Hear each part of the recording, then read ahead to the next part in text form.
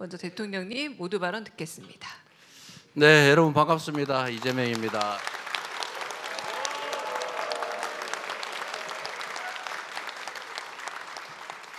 네, 좀 어색하죠? 네. 제가 그런 말씀을 자주 드렸는데 이 나라의 주인은 국민이고 모든 권력은 국민으로부터 나온다. 대통령 그러니까 엄청 높은 사람으로 생각하는 분들이 가끔씩 있던데 충직한 국민의 일꾼으로 제1 시민에 불과하다 말씀을 드립니다.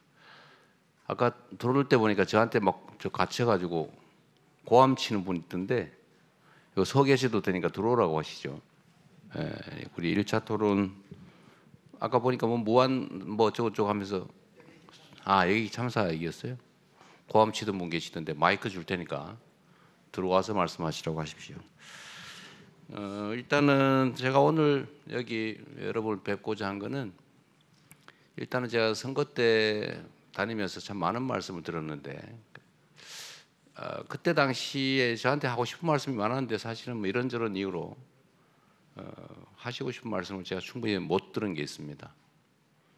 그 말씀들을 오늘 2부에서는 자유롭게 좀 말씀을 좀 들어봤으면 싶고 제일 중요한 의제는 역시 광주 군공항, 광주 공항 이전 문제입니다. 이게 제가 지금 당대표 처음 나올 때부터 수없이 많이 논의되던 건데 진척이 없는 것 같아요. 그런데 제가 각각의 입장을 여기저기 들어본 바에 의하면 서로 적절히 타협하면 지금보다는 훨씬 나은 상태를 모두가 누릴 수 있는데도 어떤 의견의 차이 또는 오해 이런 것 때문에 지금 현재 이 나쁜 상황이 계속되는 것 같습니다. 첫째 의제는 현실적으로 당장 닥친 광주 공항 문제에 대해서 좀 이해 당사자들의 의견을 모든 국민들이 지켜보는 가운데 한번 허심탄회하게 한번 얘기를 해보면 좋겠습니다. 뭐 방법이야 여러 가지가 있을 텐데 오늘 최종 결론이 나지는 않겠지만 그 해결책의 단초를 한번 찾아보면 어떨까 싶은 생각이 첫 번째 의제가 되겠습니다. 이제 두 번째로 제가 이제 한번 듣고 싶은 것은 대한민국 균형 발전에 관한 문제입니다. 지금 수도권에 뭐 온갖 문제들이 논의가 되는데 사실 그걸 자세히 들여다보면 결국 대한민국이 과도하게 수도권에 집중이 되면서 수도권이 미어 터지면서 생기는 문제들이 대부분입니다. 그래서 이거는 지역 균형 발전을 통해서 대한민국의 국토가 좀 효율적으로 사용되면 다 상당 정도가 해결될 수 있는 문제들이어서 어떻게 하면 지역 균형 발전을 이루어낼 수 있을까라는 고민을 한번 그 이해 직접 당사자라고 할 수 있는 여러분 말씀을 듣고 싶습니다. 사실 이제 새 정부가 해야 될 여러 가지 일들 중에 하나가 이제 경제 민생 문제를 일정 부분 해결하는 것인데 그 중에서도 우리가 그 첫 번째 과제로 내세운 게 AI를 비롯한 첨단 기술 산업 분야의 진흥이라고 할 수 있겠습니다. 두 번째가 기후 위기 또 에너지 대전환이라고 하는 세계적 변화에 맞춰서 대한민국도 재생에너지 중심으로 대대적인 전환을 해야 되는데 이 서남해안 중심으로 재생에너지의 보고이기도 하기 때문에 이 점을 어떻게 활용해서 지역 발전, 특히 남부 벨트의 진흥 또는 새로운 발전을 이뤄낼 수 있을까? 그 길을 제대로 찾아내면 수도권 일극 체제, 수도권 집중의 문제도 어느 정도는 좀 완화할 수 있지 않을까 하는 생각이 들었는데 구체적인 방법이 어떤 게 있을까? 이런 얘기도 한번 이 현지니까 아마 고민을 많이 하셨을 것 같아요. 이제 그런 얘기도 한번 들어보고 싶었고 마지막으로는 이제 여기 제한 없이 제가 최대한 많이 처음에 이렇게 제한을 했더라고요. 이 숫자를. 그래서 그러지 말고 오시고 싶은 분들 다 오셔서 하실 말씀을 좀 하시게 하자라고 했습니다. 우리가 삶에서 겪는 고통들이라고 하는 게 또 해결해야 될 과제라고 하는 게 뭐 지역별로 그리 큰 차이는 없는 것이어서 광주 전남에 우리 국민들께서는 어떤 생각을 가지고 계신지 자유롭게 한번 말씀을 나눠보고 싶었습니다. 그리고 전체적으로는 우리 대한민국 사회는 정말 전 세계가 인정하는 모범적인 선진 국가인데 최근에는 너무 이렇게 생각이 다르다는 이유로 적대시하고 또는 대결적이고 심하게는 상대를 제거하려고 하고 그래서 민주적인 토론보다는 적대적인 그런 문화들이 너무 심해졌다는 생각이 듭니다. 결국 우리는 5,200만 가까이 대한민국이라고 하는 하나의 공동체 속에서 함께 살아가는 이웃들인데 서로 의지하고 협력하면서 존재를 서로 인정하고 포용하고 또 힘을 합쳐서 또 난국을 타개해가는 공동체 구성원으로서의 공존의 삶을 살아야 되는데 그 새로운 방향을 한번 같이 모색해 보면 어떨까 이런 생각이 들었습니다. 특히 호남은 대한민국 민주주의의 본산이죠. 특히 광주는 이번 12월 3일부터 시작됐던 빛의 혁명의 어머니 같은 존재 아니겠습니까? 그래서 광주 호남에서부터 진정한 민주주의, 국민 주권은 어떻게 실현되어 갈 수 있는지를 한번 모범적으로 한번 찾아보자. 그런 차원에서 여러분들 함께 준비는 잘 안 됐는데 좀 난삽할 수도 있습니다. 함께 대화해보자는 취지에서 갑자기 이런 자리를 마련했습니다. 연습한다 생각하시고 자유롭고 편하게 말씀을 해주시고요. 제가 자주 성남시장을 할 때 제가 이런 걸 사실 상당히 많이 해봤는데 중복된 얘기, 극히 사적인 이야기, 감정적인 이야기 이런 것들은 조금 절제하고 모두에 관한 이야기, 중복되지 않은 이야기를 간략하게 짧게 의사표명을 해주시면 모두에게 도움이 되지 않을까. 또 더 많은 사람들이 말씀하실 수 있는 기회를 갖게 되지 않을까 그런 생각이 듭니다. 제가 말을 너무 길게 했군요. 네. 고맙습니다. 반갑습니다.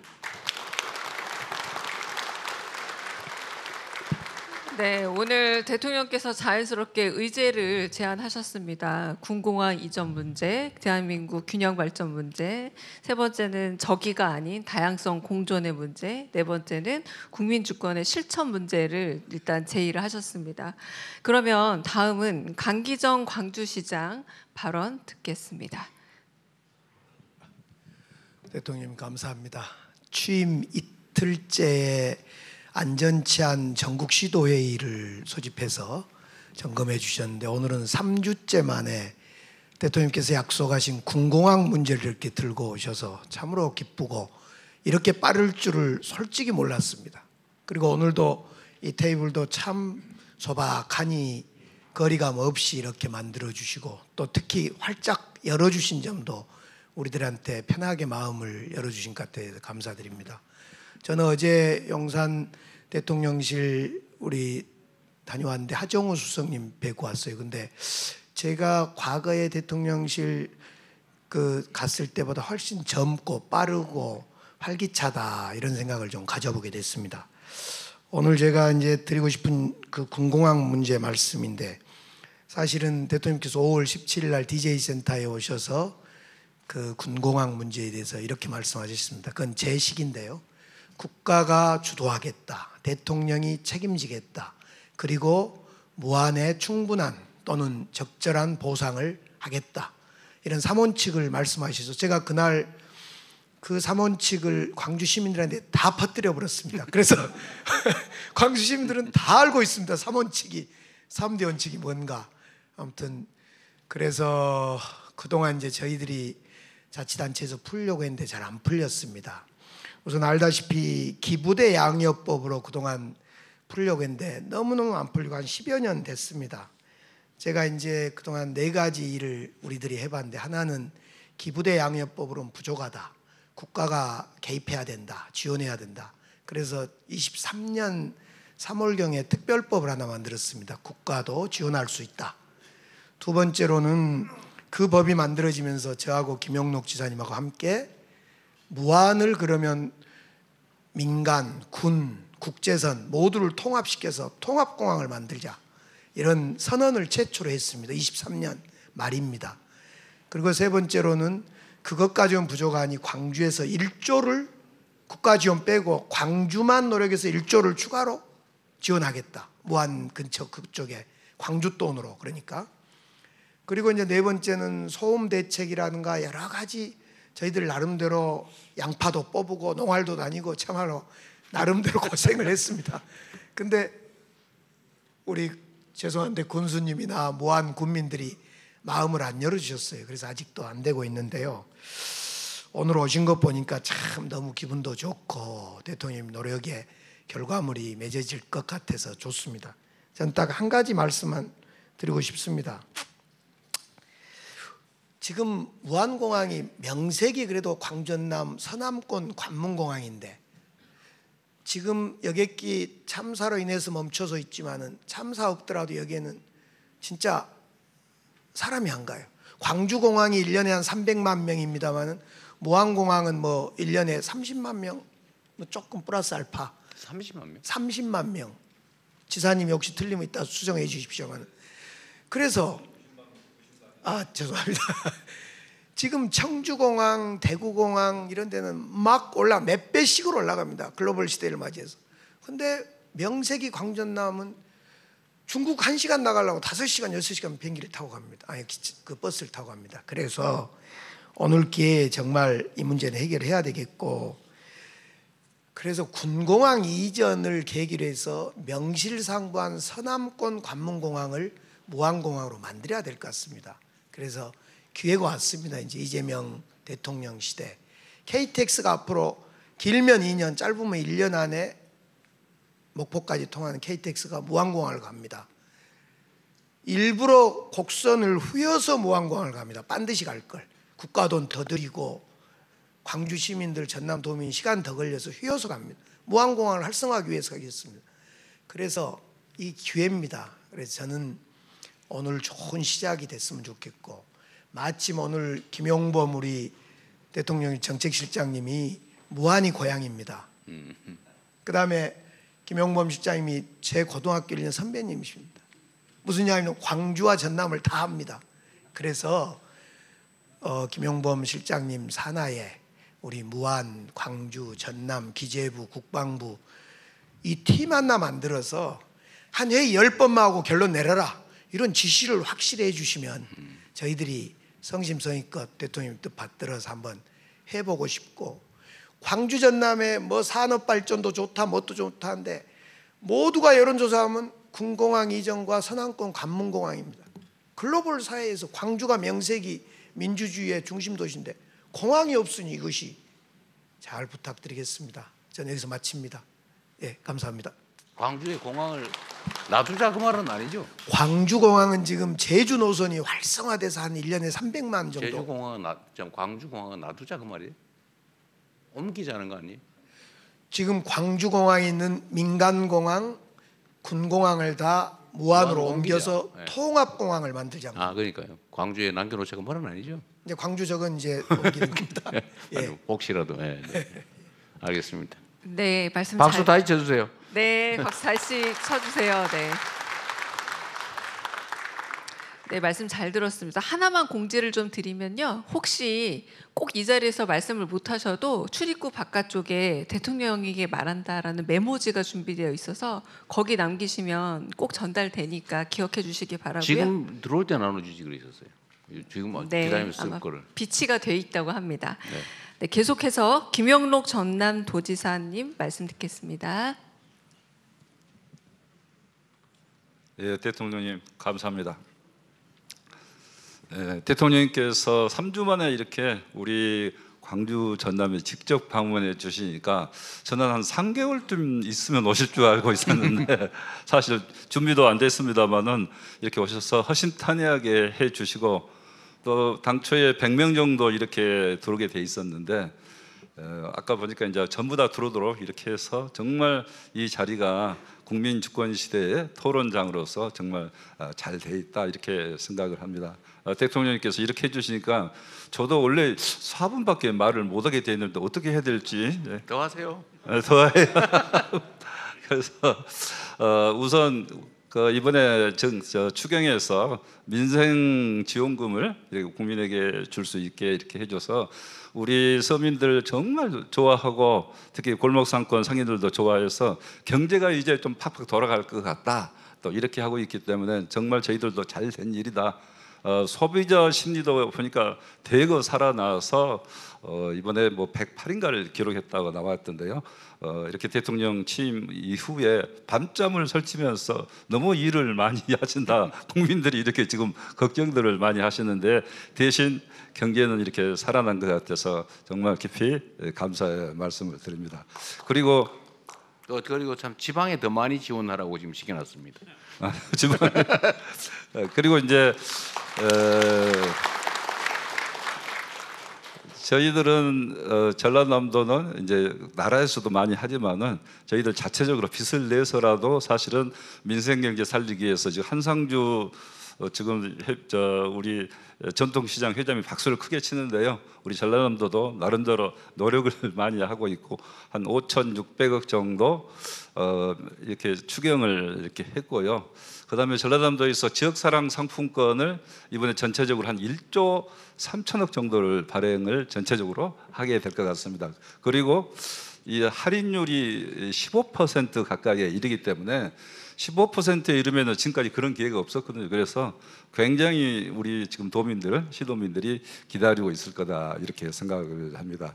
이 무안공항 문제에 있어서는 전라남도는 사실은 입장이 좀 애매한 입장이 있습니다. 강주광역시는 군공항 민간공항 문제, 특히 군공항을 무안공항으로 보내야 된다는 입장이고 무안군수님은 그것을 함부로 받을 수 없다 그런 입장이 있는데 도지사 입장에서는 이것을 양쪽 다 의견을 듣고 조정해야 되는 입장도 있는데 하도 이 문제가 안 풀리고 또 이 공항 문제가 광주 전남의 발전에 결정적인 여러 가지 영향을 미친다 이렇게 봅니다. 그래서 광주도 도시 발전에 좋은 영향을 미칠 수 있도록 군공항을 옮겨야 되고 우리 전남 경우에는 서남권이 지금 발전이 안 됩니다. 그래서 군공항 민간공항 오면서 이 문제를 좀 공항도 활성화시키고 서남권 발전도 해야 되겠다 하는 게 이제 도지사의 생각인데 그동안은 조정자 입장에 있다가 이것을 좀 적극적으로 해보자 그래서 전라남도에서 사실은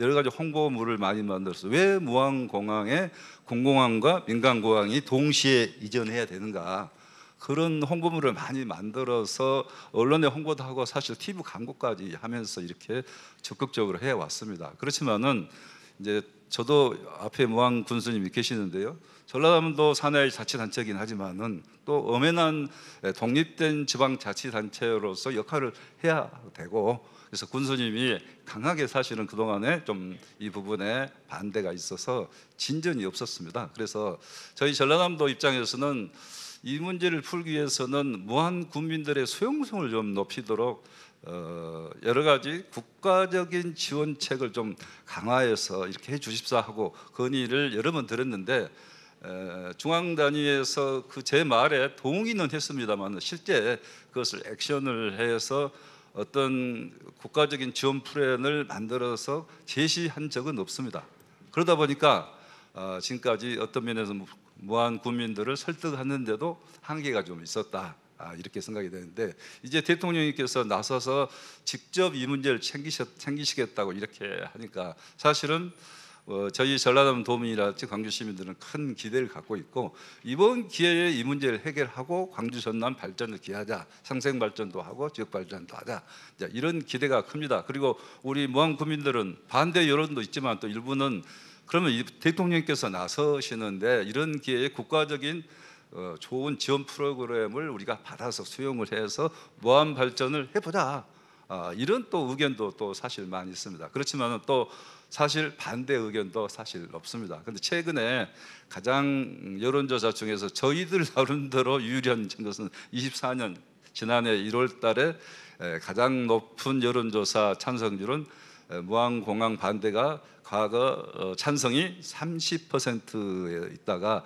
48%까지 올라갔습니다. 그 뒤에 무한공항이 사고됐고 그래서 지금 좀 요즘에 주춤하리라고 봅니다만은 이제 저희들이 생각할 때는 국가적으로 지원 프로그램을 잘 마련해서 지원한다고 하면은 우리 무한 국민들 수용성도 많이 높아지고 또 50% 이상 이렇게 찬성률이 높아지면은 무한공항 문제를 해결할 수 있는 단초가 열릴 거 아니냐. 군수님 계시지만은 제가 군수님하고 머리를 맞대고 씨름을 해서라도 이 문제를 풀 수 있도록 이렇게 한번 노력해 보겠다는 말씀을 드리고요.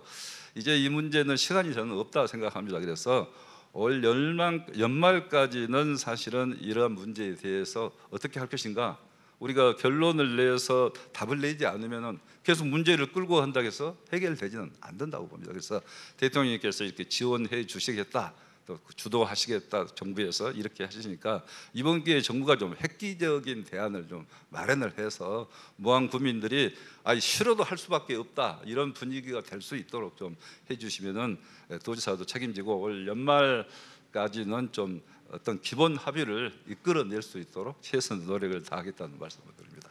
감사합니다.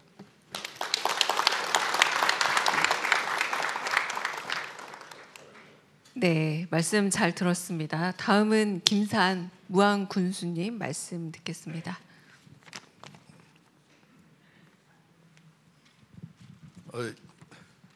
제가 원래 좀 표현력이 부족해서요. 막 하세요. 좀 써왔는데. 그럼 괜찮아요. 읽으셔도 되고. 쓴 거 뭐 이게 뻔합니다. 그 내용이 뻔한데요. 그러나 대통령님 앞에서 앉아서 말씀드리려고 앉아서 하세요. 죄송합니다. 그럼 앉아서 하기 싫으면 엎드려서 하셔도 됩니다. 서서 하는 건 안 되고. 이제 광주시장님도 말씀하시고 우리 지사님도 말씀하셨는데요. 저는 개인적으로는 그런 생각을 합니다. 이게 신뢰가 문제입니다. 사실 그래서 그 신뢰라는 것은 이제 대통령님께서는 이 사항을 보고를 받으셨는지 모르겠습니다만은 18년도 8월 20일 날 저희가 그 당시 이용섭 광주시장님하고 여기 계시는 김영록 도지사님하고 저하고 해서 제가 2018년도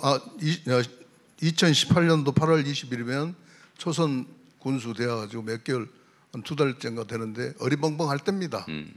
어리벙벙 할 때 제가 가서 이제 그 서약을 했는데요. 협약을 했는데요. 이게 괜찮으시다면 이 협약서를 제가 좀 드리고 싶은데요. 네, 주세요. 죄송합니다. 이 원본은 아니죠? 네. 원본은 숨겨놨습니다. 숨겨놨어요. 네. 거기 내용을 보면 21년까지 조건 없이 민간공항 이전을 군공항 얘기를 빼놨군요. 군공항이 아닙니다. 그래서 이제 약속하신 바가 있는데요. 그런데 이용섭 시장께서 어느 날 갑자기 그게 이제 20년도 12월 9일입니다. 광주 시민들이 이제 권고를 핑계 삼아서 그 약속을 이제 파기를 하십니다. 파기를 하시는데요. 그런데 그 한참 있다 또 23년도에는 5월 10일 날 우리 지사님하고 강기정 시장님께서 18년도 협약은 사실상 파기된 것이나 마찬가지라고 일방적인 이런 선언을 또 하십니다. 그런 입장에서 저희들은 광주시하고 전남도가 특별법, 광주 군공항 이전 특별법 근거로 그 책임을 담보할 수 없는 기부대항의 방식으로 군공항 이전을 추진하는 것을 누가 믿으려 하겠습니까? 곧 이야기는 신뢰감입니다. 지금 방금 우리 시장님께서 말씀하셨습니다. 1조 원을 별도로 주신다고 이렇게 말씀하십니다. 오해 없이 들으십시오. 제 개인적인 생각일 뿐더러 국민들이 다 그런 1조 원이면 무지하게 많은 돈인데 사실. 많습니다. 네. 많습니다. 엄청 큽니다. 그럼 1년 예산이 얼마예요, 무원? 저희는 좀 적습니다. 인구수에 비해서 얼마 정도? 한 8천억 정도 되는데요. 그러니까 1년 예산이 네, 8천억인데 세상에 1조 원을 지원하겠다고 그러면 근데 그 말을 믿지 않는다는 것입니다. 네, 알겠습니다. 그 핵심이 그거네 보니까. 왜냐하면 이 협약을 안 지켰기 때문에 기부대 양해 방식도 믿질 않고 불신이 제일 큰 원인이군요. 광주에서 각종 말씀하신 데 대해서 믿지를 않습니다. 일단 옮겨놓고는 오리발 낼 거다. 예. 이런 생각이 들있군요. 솔직한 편입니다. 그 이제 우리 지사님께서는 정말 고생을 많이 하시는데요. 물론 이제 중재의 역할을 하시려고 하시다가 광주 시민들로부터 욕도 들으시기도 하고 우리 무안 군민들한테는 지극히 많이 이렇게 욕을 많이 들으십니다. 뭐 근데 그럴 수밖에 없겠죠. 우리 무안 군민들이 봤을 때는 지사님은 광주 편입니다. 숫자가 많으니까. 네. 숫자가 그래가지고 많으니까. 그런 예. 어떤 그런 부분들이 있는데요. 네. 그래서 저희가 그 지자체가 신뢰가 너무 많이 떨어졌기 때문에 기부대양의 방식을 믿지 않고 1조 원도 못 믿겠고. 그래서 국가가 주도를 네. 하고 국가가 주도를 하면서 이전 사업을 추진하게 되면 그래서 그 폐해에 대한 뛰어넘는 획기적인 인센티브가 제공이 된다라고 하면 제 자신부터도 국민들을 설득할 그래요? 명분이 있게 됩니다. 사실 지금 현재는 그런 명분을 줄 수가 없고 떨어진 그 신뢰감. 그 광주에 줄 국가 그 교부세를 떼 가지고 무한으로 바로 주는 방식으로 하면 되겠네. 올해까지 알았어요. 알았어요. 근데 못 믿겠대잖아. 아무튼 알겠습니다. 마저 말씀하세요. 이렇게 그동안 저희 이제 반대를 하시는 국민들도 이제 극렬하게 했지만 정말 이 기회에 좀 말씀 좀 드리겠습니다. 광주시장님한테 엄청난 그런 서운함도 있었습니다. 그러겠죠. 왜냐하면 아무리 국민들을 설득한다고 그래가지고 광주시 공무원들을 그것도 하필이면 저희 동네 공항 바로 부근에다가 광주 사무소를 차려서 이렇게 국민들을 설득하겠다는 것은 정말 그건 안 됩니다. 진짜 속상했습니다. 방식이 남의 집 안에 들어와서 그런 느낌이 들었겠네요. 그런 어떤 부분들이 있는데요. 아무튼 이제 뭐 이렇게 저에게 주어진 시간이 짧습니다. 그렇지만은 그 정말 저희들이 이 군공항 때문에 너무너무 속상한 그런 부분들이 많습니다. 이제 한 말씀만 더 드리겠습니다. 좀 더 하세요. 괜찮아요. 4분 넘겨도 됩니다. 시장님은 광주 시민들의 소음으로부터 고통, 네, 맞아요. 그리고 광주 발전에 저해되기 때문에 군공항을 옮기려고 합니다. 그렇죠. 그럼 저는 무한 군수입니다. 무한 군수인 저는 광주 시민들은 보이지 않습니다. 그렇죠. 오로지 무한 군민만 보입니다. 뭐 그래야지요 또. 그렇기 때문에 저는 우리 국민들을 위해서 제가 군공항을 반대를 하는 것이고 또 해서는 안 된다 그런 것을 합니다. 그래서 어쨌든 간에 이렇게 제가 너무 두서없이 말을 길었는데요. 아무튼 이제 대통령께 이제 마지막 부탁을 드리고 싶은 것은 새 정부의 기치가 국민 주권 정부인 만큼 우리 무한 국민도 정당한 권리를 주장할 수 있는 국민의 한 사람이라는 점을 적극 고려해 주시기 바라겠습니다. 네. 감사합니다. 무한 군민이 몇 분이죠 지금? 무한 군민. 무한 국민이 지금 9만 4천 명. 9만 4천 명. 계속 좀 늘어요? 네, 그렇습니다. 지금 무한군은 늘고 있군요. 신도시 개발로 그렇습니다. 10만 곳 넘겼네요. 금년 말이면 10만이 좀 넘을 것 같습니다. 군민이 10만인데 어쨌든 광주가 당연히 해야 되는 기부대 양려 방식은 어쨌든 군이 부지를 맞바꾸는 거니까 뭐 필요한 시설을 하는 걸 테고 이게 광주가 1조 원을 근데 1조 원 있어요. 근데 아니 군민 1인당 1,000만 원에 해당되는 건데 이 연간 무안군의 가용 예산이 그 몇백억에 불과할 텐데 가용 예산 자유롭게 쓸 수 있는 예산이 근데 그 10년치가 넘는 엄청난 돈인데 지금 2016년 이후에 지금 기부대 양여 부지 260만 평, 네. 그다음에 그 옆에 100만 평 탄약고 360만 평이 이제 비행장 부지는 245만 평인가 그렇더구만요.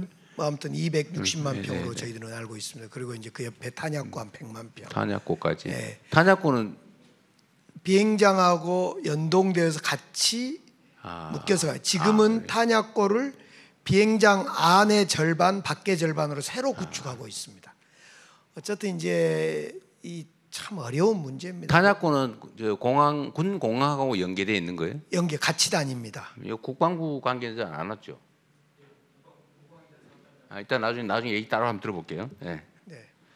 네, 말씀 마저 하십시오. 네. 아니 그래서 이제 1조라는 것은 그 전에 이용섭 이제 전임 시장님 때 한 4,500억 지원하겠다고 약속을 했고, 대구 경우를 보면 대구에서 한 3,500억 지원합니다.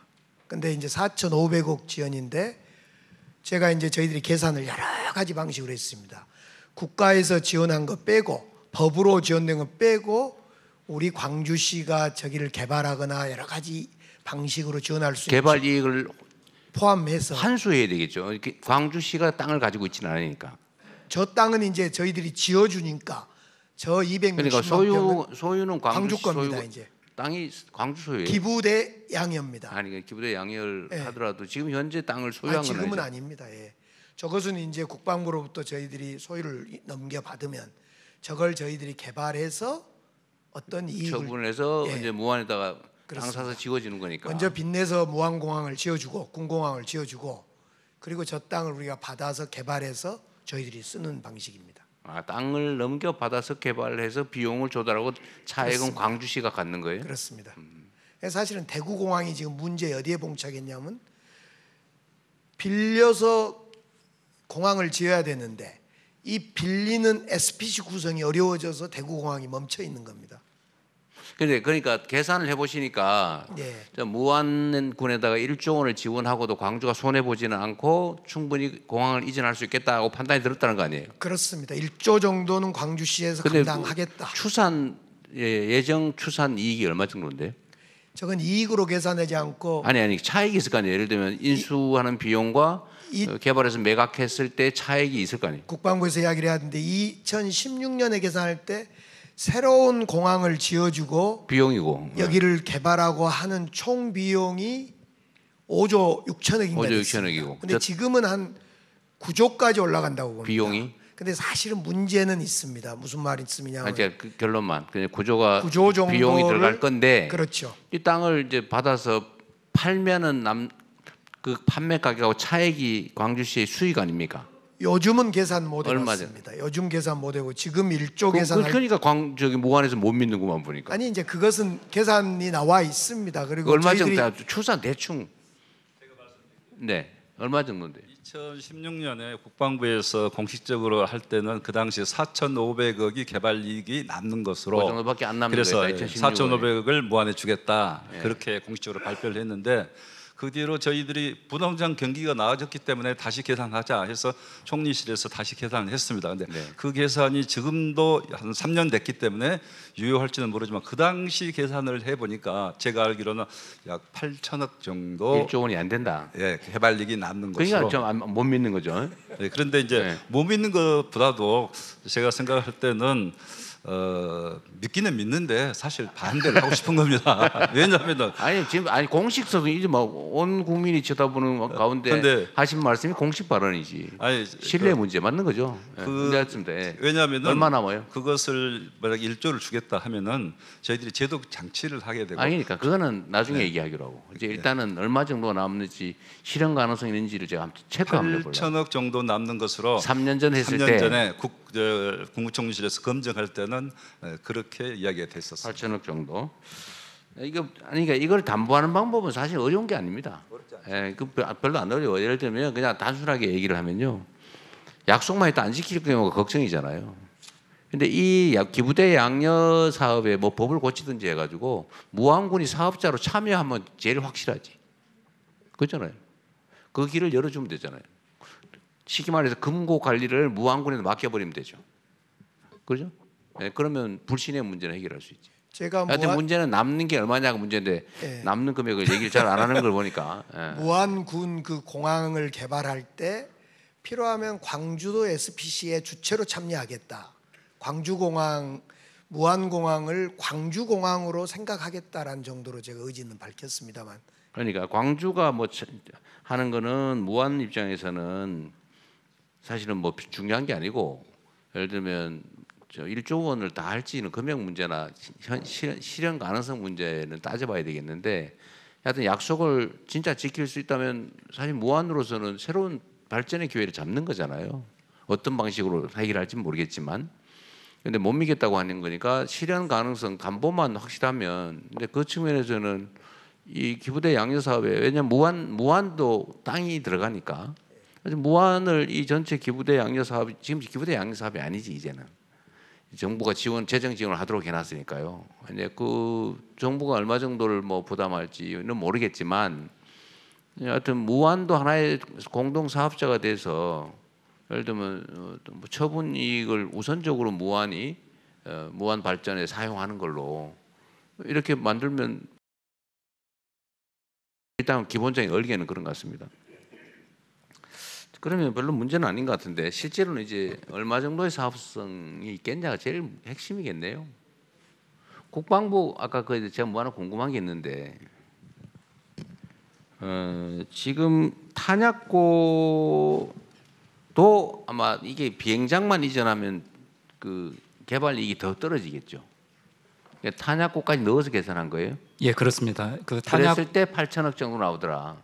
예, 탄약고가 원래는 영외에 마륵동에 위치를 하고 있었습니다. 근데 이거를 영외에 있기 때문에 영내로 옮기는 게 타당하다 해서 그 사업이 추진되고 있다가 광주 군공항이 이전돼야 된다는 얘기가 나오면서 그 사업이 중단이 된 상태입니다. 다만 그때 탄약고 부지를 이미 확보했습니다. 영내 탄약고 부지를 확보해 놓은 상태이기 때문에 어디에다 확보했어요? 어디에 확보했냐고요? 지금 현재 광주 군공항 바로 옆에다가 거기다가. 예, 그래서 지금 잠깐만 예. 맞아 말씀하세요.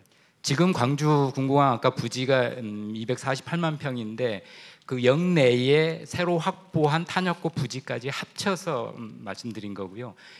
그거를 그게 한 100만 평 된다는 거 아니에요, 시장님 말씀에 의하면. 지금 비행장에 걸쳐서 탄약고를 지금 갖고 있습니다. 그러니까, 예.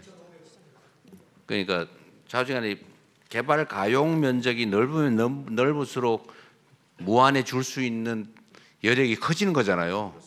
그러니까 그걸 다 따져봤을 때 지금 그 비행장 근처에 있는 탄약고는 이 군용 비행장에 부수한 시설이에요? 예, 그렇습니다. 그럼 군공항을 옮기면 그 탄약고 필요 없는 거네요? 예, 같이 옮겨가야 같이 됩니다. 옮겨. 그러면 됐네. 그러면 그 지금 현재 확보되어 있는 탄약고 예정 부지까지 다 합치면 한 50만 평 된다 그 말인가요? 제가 알고 있기는 250만 평 더하기 한 80만 평. 80만 평. 또 그래서- 약간 줄었어요. 아니 저희들은 통상 260 더하기 100만 30만 평 정도. 그렇습니다. 한 예. 30만 평 정도. 그것도 250만 평, 245만 평쯤 되는 것 같더라고요. 5만 평도 큰 차이지. 예. 그러면 어쨌든 기본적인 개요는 그렇고 무안의 군공항이 만약에 추가된다면 뭐 민간 항공이 뭐 공항이 들어오는 거야 뭐 100% 찬성일 거고 군공항 시설이 들어갈 경우에 이제 물리적인 부지 문제나 이런 건 없는 거고 다만 주민 수용성이 문제라는 거죠. 주민들이 반대한다. 그렇습니다. 그리고 광주처럼 예. 제가 알기로는 광주처럼 그냥 기존 지금 무한 공항 갈줄에다 얹힌 게 아니라 새로 이렇게 만든 활주를 거라고. 추가로 설치해야 되겠죠. 당연히. 그러니까 당연히 이제 그 공항 면적이 넓어지는 거고 그렇습니다. 어쨌든 공항에 따른 이제 소음 피해라든지 뭐 등등 수용 당하는 사람들 입장이라든지 이런 주민들 직접 피해 입거나 간접 피해를 입는 사람들은 당연히 반대를 하겠죠. 그렇습니다. 지금 그거는- 주민 수용성이 문제입니다. 네, 그래서 그다음에 그 대신에 무한 국민 전체로서야 직접 간접 소음 피해 뭐 이런 피해 입지 않는 나머지 무한 국민들은 뭐 좋은 일이죠. 이제 찬반이 갈릴 수는 근데 왜 있는데요. 반대하죠? 근데 제가 궁금한 게 해당 지역에 예를 들면 직접 소음 피해를 겪는다든지 네. 또는 뭐 토지가 수용 당한다든지 아니면 공항이 생기면 이제 뭐 고도 제한이니 뭐 이런 각종 규제가 생기니까 그 직접적인 피해를 입는 반경이 좀 커지잖아요. 꼭 수용이 안 되더라도 뭐 그 안에 있는 사람들이 반대하는 건 내가 이해를 하겠는데 그건 당연히 반대하겠죠. 그 외에 예를 들면 원거리에 있는 무한 국민들이 왜 반대하죠? 그게 거의 다 포함이 됩니다. 소음거리에. 무한이 그렇게 조만해요? 예, 그렇습니다. 그럴 것 같지 않은데 그렇습니다. 지도 보고 하면 그거 봐야겠는데 그렇지 않습니다. 이게 이제 사실은 이제 불신일 수도 있고 그죠? 근데 피해 반경 문제도 제가 보기엔 공항 활주로로부터 최대 길어도 10km 이내 아닌가요? 무한은 그보다 훨씬 더 클 것 같은데 10km 더 넘습니다. 사실 피해 반경이? 그 소리 소음 부분이요. 우리가 상상을 초월할 정도. 아니 저도 공항 근처에 살아봐서 예. 성남공항이라고 꽤 유명한 공항이 저도 저기 뭐 공항 이전 운동 뭐 고도 제한 완화 운동 이런 걸 꽤 오래 해봐서 거기 이제 우리 무안군이 그쪽 공교롭게도 이렇게 축산 밀집 지역입니다. 축사. 네, 축산 밀집 그러니까 지역이고. 여기서 소음이나 이런 뭐 직접 피해를 입는 지역하고 어쨌든 그 활주로 기준으로 뭐 고도 제한 규제 지역이라는 게 직접 피해 지역이죠. 또는 그 소음이나 이런 거 그게 뭐 20km, 30km까지 가지는 않는 것 같은데 그거는 객관적으로 한번 좀 해보고 어쨌든 이런 직접적인 피해를 입지 않는 무한 군민들 입장에서 또는 군 입장에서 본다면 해당 지역 직접 피해, 간접 피해자들 뺀 나머지 주민들의 입장, 군의 많이 기업들 많이 들어오고 관련 군이 들어오면 어쨌든 뭐 밥이라도 한 끼 더 사 먹을 거고 세금이라도 한 푼 더 거칠 거고 여하튼 군에는 도움 되는 거잖아요, 그죠? 시끄럽다 군은 군용기는 그거 아닙니까? 그렇습니다. 어차피 그 저기 저 뭐 공항 소음 아니 소음이 아니고 그 저기 저 뭐야 이게 비행 그 제한 각종 고도 제한 이 문제는 기존 공항으로 이미 규제되고 있는 거잖아요. 비행기가 뜨고 내리는 지금 방향은 바닷가입니다. 아니 그러니까 어쨌든 간에 기존에 이미 민간 공항으로 인한 규제는 다 있는데 이게 민간 항공기보다 군용 항공기가 시끄럽잖아요.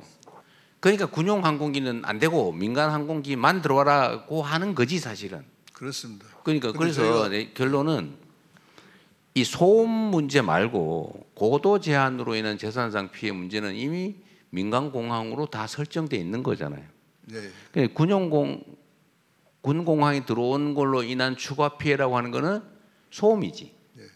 그럼 소음 피해가 기존 피해 지역보다 더 넓으냐 좁으냐는 그건 객관적으로 검증해 보면 될 일인데 제가 보면 소음 피해는 기존 피해 지역을 벗어날 것 같지는 않은데. 근데 저희가 이제 그 반대를 꼭 그건 한번 알아봅시다 나중에. 합리하려고 하는 게 아니라 주변이 그렇습니다. 지금 목포대학교 총장님도 계시는데요. 아 그래요? 전문가세요? 바로 이렇게 그 목포대학교가 있고 또 초당대학교가 있고 또 폴리테크 대학이 있고 대학교만 해도 학교들도? 이제 세 군데고 또 고등학교도 또 모항고등학교, 백제고등학교 이렇게 각 학교가 또 많습니다. 학교가 소음 피해를 직접 입습니까? 예, 그렇습니다. 여기 어디 총장님 계시다고요? 그 얘기 잠깐 들어볼까요 그러면? 어쨌든 뭐 직접 이해관계자시니까. 우리는 죽어도 안 되겠다. 학생들 동원해서 데모해야 되겠다 그런 건지. 네, 국민목포대학교 총장 송하철입니다. 멀리까지 광주 전남 제일 먼저 찾아주셔서 감사드리고요. 군공항 문제 이전에 관련해 가지고는 그 우리 대통령께서 직접 이렇게 나서서 해결의 실마리를 이렇게 찾아주시는 것을 정말 감사드립니다. 저희들 같은 경우에는 무안공항에서 직선거리로 한 15km 정도 떨어져 있는 것 같은데. 그래요? 그래서 저희는 이제 본교가 지금 그쪽 고도 제한 피해 지역은 아니고. 그건 아닙니다. 네. 그래서 그 저희들이 실제 당해 보지는 않았기 때문에 그게 어느 정도 소음 피해가 날지 뭐 이 부분에 대해서는 정확히 제가 말씀드리기가 좀 어렵고요. 비행기 민간 항공기 소음은 들려요? 그건 안 들립니다. 안 들리죠? 네, 네. 그게 안 들릴 정도면 거의 없어요. 네. 그래서 이제 뭐 그 활주로 방향이라든가 시뮬레이션을 이착륙 해봐야지. 방향이라든가 네. 뭐 이런 쪽도 다 신경을 쓰겠다라고 하는데 아마 그것은 군에서 뭐 충분한 데이터가 축적이 돼 있지 않을까 하는 생각을 가지고 있습니다. 여기가 지금 목포대고 비행기는 이렇게 뜨니까 목포대가 그래. 이것도 객관적으로 시뮬레이션 해보면 돼. 말씀하자 하세요. 네, 네. 그래서 이제 저희들은 직접 경험해 본 바는 없어서 그런데 만약에 이제 항로가 뭐 그 위로 훈련 항로가 이제 학교 위로 설정될 일은 없겠지만 뭐 그렇다면 몇 피해가 가셔야 될 수도 있는데 뭐 그런 부분들은 설계상 문제라든가 이런 쪽에서 회피가 가능한 건 아니냐. 다만 이제 우리 군수님 입장에서는 교육기관이니까 그렇죠. 이제 그러한 우려를 하시는 것은 당연한 거라고 생각을 합니다. 네, 군수님이야 모든 가능성을 다 예측을 해야 되니까. 네. 일단 이게 전투기도 이제 뜰 때 이제 많이 시끄럽고 이제 착륙할 때 별로 아닌 것 같더라고요. 네. 어쨌든 알겠습니다. 그 소음 피해 어쨌든 이런 것도 객관적으로 우리가 검증을 한번 해봐야 될 것 같아요. 지금 여기서 오늘 결판될 건 아니니까. 마이크 있으면 좀 드리세요. 자유롭게 말씀하십시오.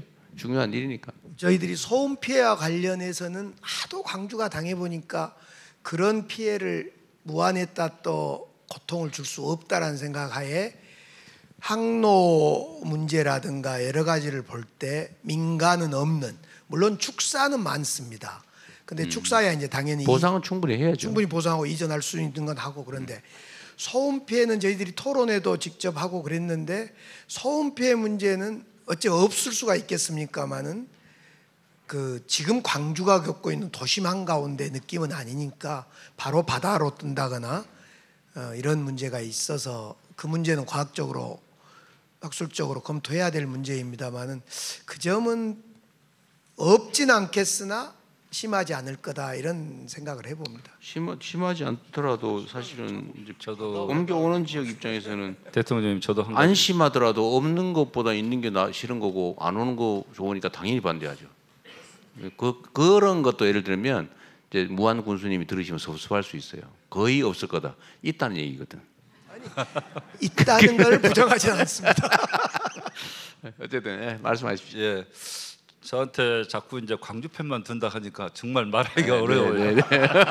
저는 객관적으로 말을 하는데 광주 편만 든다. 객관적이지 않아요. 당사자예요. 그런데 예를 들면은 광주 이제 시에 있는 위치하고 비교해 보면은 무안읍은 8km거든요. 8km 떨어져 있는데 광주로 말하면 진월동 송도의 소음이 피해다 이렇게 나와 있고, 청계변은 10km. 그러면은 아까 저 대학교 송화철 총장님 거기 청계는 남평읍 정도에 떨어져 있는 거리. 그래서 광주 분들한테 이해를 구하기 남평읍. 네, 그래서 소음 피해가 사실은 그렇게 크지는 않습니다. 근데 문제는 남평읍 주민 있어요? 어디? 좀 시끄러워요. 어때요? 예? 시끄러워요? 예? 별로 안 시끄러워요. 편드는 거 아니죠? 아니야, 우리 이걸로 결판될 건 아니까 편하게. 남평읍이 몇 킬로 떨어져 있다고요?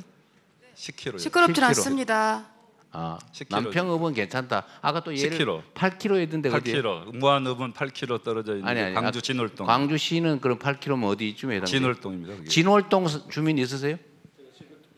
진월 어떠세요, 저? 진월동 주민입니다. 잘 안 들립니다. 진월동은 안 들린다. 맞아요?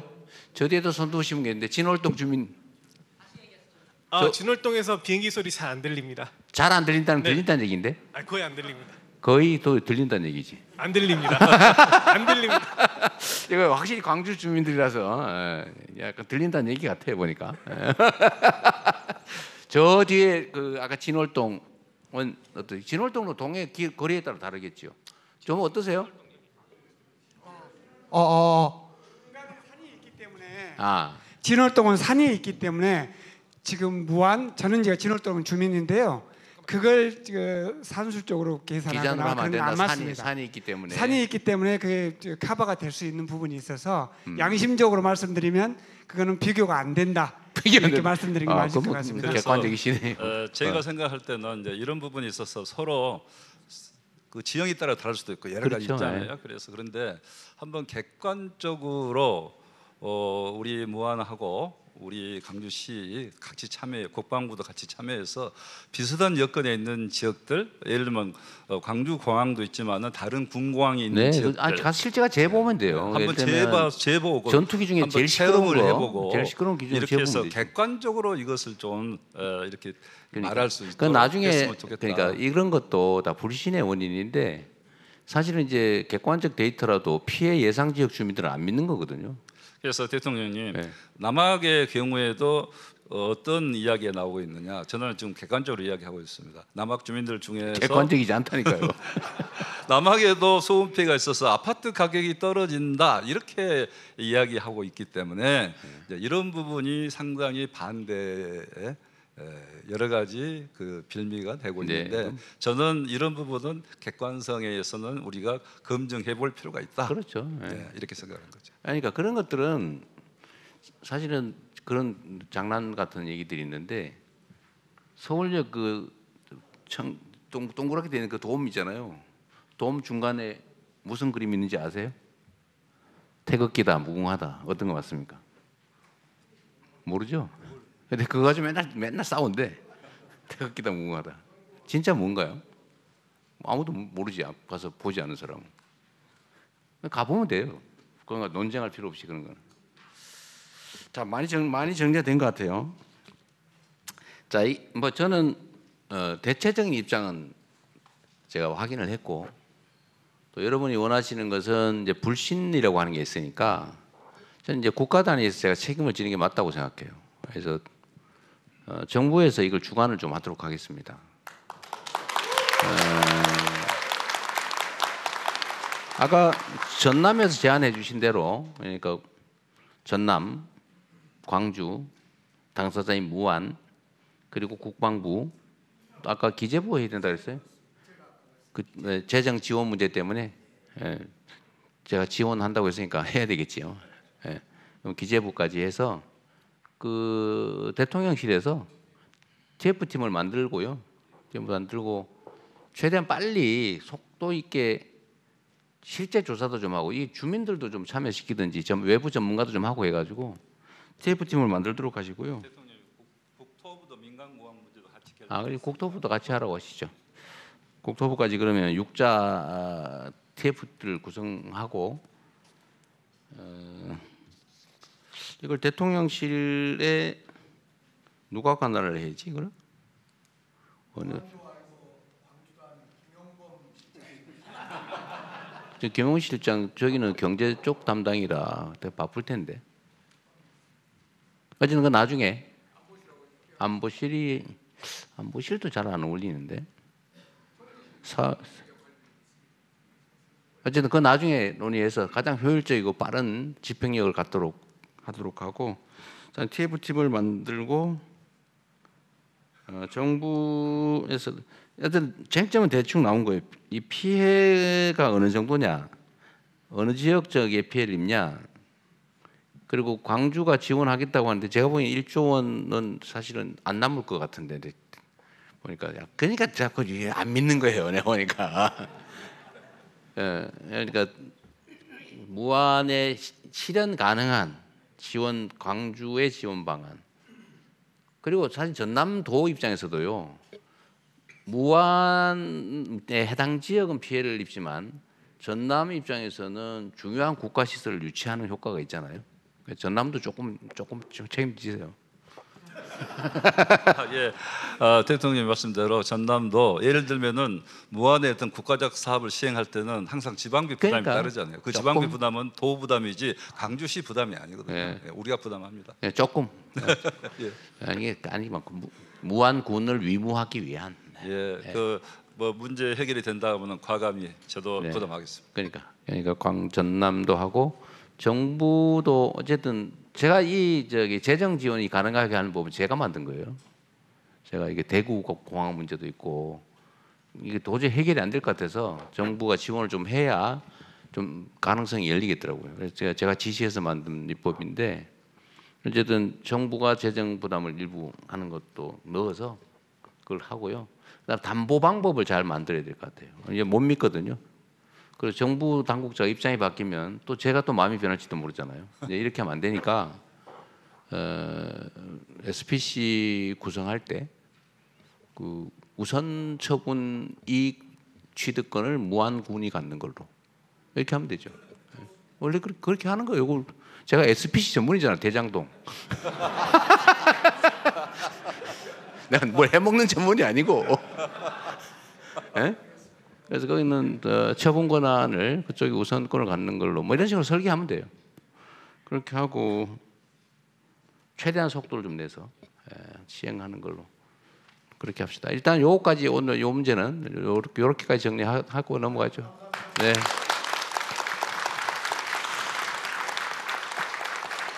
네, 사실상 40분 정도 이야기하기로 시간이 조금 정해져 있었는데요.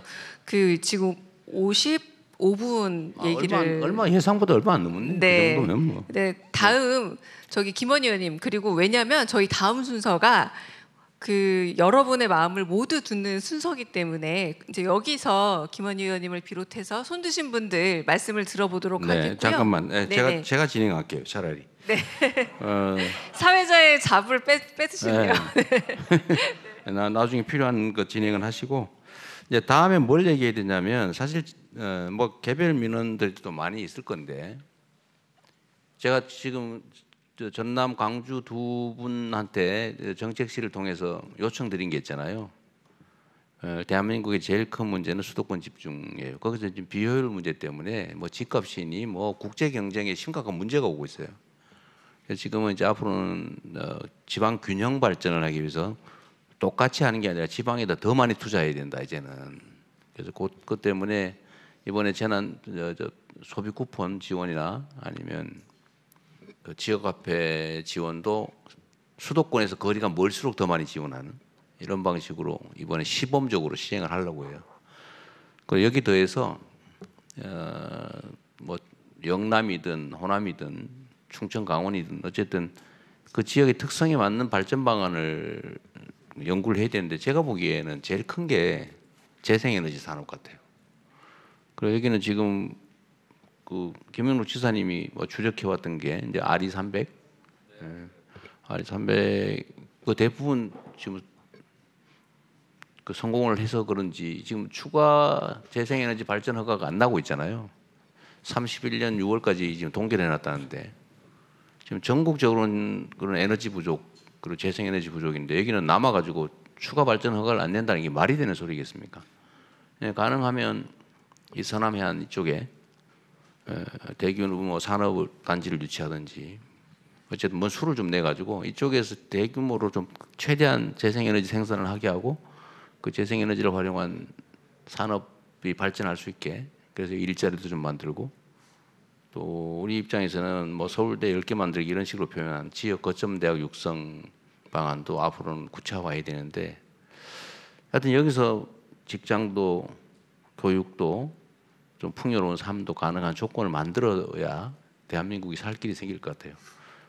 그래서 두 분한테도 말씀드렸지만 우리 여기 참여하신 분들도 광주 전남을 포함한 이 남쪽 서해안 서남해안 벨트에 어떻게 하면 기존 산업도 지금 제조업도 문제가 심각하지 않습니까? 기존 산업을 좀 부흥할지 아니면 새로운 신산업들을 유치할지 특히 광주가 신경 쓰고 있는 뭐 인공지능 관련 지원을 어떻게 할지 제가 이번에 GPU 대량 구매하면 광주에다가 대대적으로 좀 설치할까 했더니 수용이 안 될 것 같다고 그러더라고요. 뭐 여하튼 문제가 좀 있는 것 같아요. 하여튼 그런 문제를 포함해서 그 얘기를 좀 집중적으로 좀 해보고 우리 다른 분들도 그 외에 또 어떤 뭐 방안이 있는지 또는 제가 보니 전에 제가 선거 다닐 때 보니까 무슨 뭐 지역주택조합인가 때문에 울고 난리던데 뭐 그런 얘기들도 같이 좀 나눠보겠습니다. 누가 먼저 할까요? 아니 우리 가능하면 우리 책임 있는 공직자들이 먼저 하고 합시다. 네. 네. 이렇게 말씀할 수 있는 기회를 주셔서 고맙습니다. 저는 동신대학교 전기공학과 이순영 교수입니다. 우리 이 전남이 지금 대통령님께서도 아시는 바와 같이 재생에너지, 햇빛과 바람이 가장 좋은 자원을 가지고 있는 지역입니다. 그래서 2030년까지 약 23기가와트의 재생에너지 단지를 만들려고 그렇게 계획을 하고 있거든요. 근데 문제는 이제 아시다시피 개통에 대한 문제입니다. 이미 개통이 포화 상태가 돼 있어서 개통을 연결할 수 없는 그런 방금 말씀하신 대로 2030년 이후까지도 개통을 연결할 수 없는 상황이 되어 있습니다. 그래서 대통령님께서 그 중요하게 생각하고 계신 에너지 고속도로 문제가 우리 전라남도의 가장 시급한 문제인데요. 이 에너지 고속도로를 만드는 것도 중요하지만 우리 전라남도 지역에서 기업이 여기서 와서 여기서 소비할 수 있는 그런 여건을 만드는 게 가장 중요하거든요.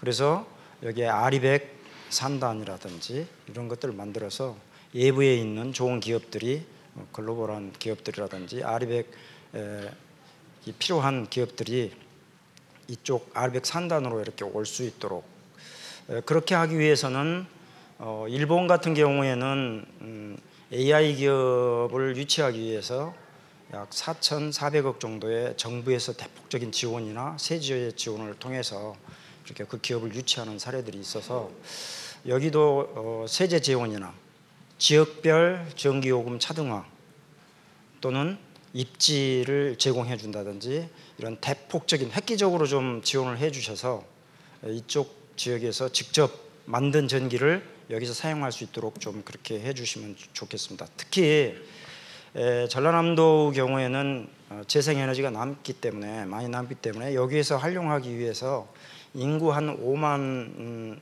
재생에너지 도시를 계획하고 있습니다. 그래서 올 초에 그 미국에서 약 3기가와트의 데이터 센터를 이렇게 MOU를 체결하나 협약을 한 사례도 있습니다. 그게 만약에 실현이 된다면 5만의 에너지 어디가 했다고요?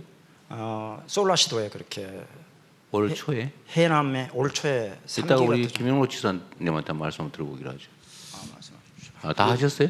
아니, 좀 남았습니다. 맞아 하세요. 하시고 거의 마무리 단계입니다. 그래서 중요한 것은 5만의 그 에너지 자립 도시를 꼭 그게 만들었으면 좋겠고 거기를 통해서 에너지 기본 소득을 좀 이익 공유제를 실현할 수 있었으면 좋겠다 이런 생각을 갖고 있습니다. 지금 대통령님께서 에너지 고속도로와 에너지에 대해서 각별한 관심이 있으신데 이 호남지방, 전남지방에 이 에너지를 될 수 있으면 자체에서 지산지소라고 얘기합니다. 그래서 분산에너지 활성화 특별법이 잘 만들어졌는데 이게 시행령과 시행규칙에서 조금 좀 미진한 부분이 있어서 그 부분을 우리 국회에서 조금 보완을 해주셔서 이 지역에서 에너지를 사용할 수 있도록 그런 부분을 좀 깊은 관심을 가져주시면 고맙겠습니다.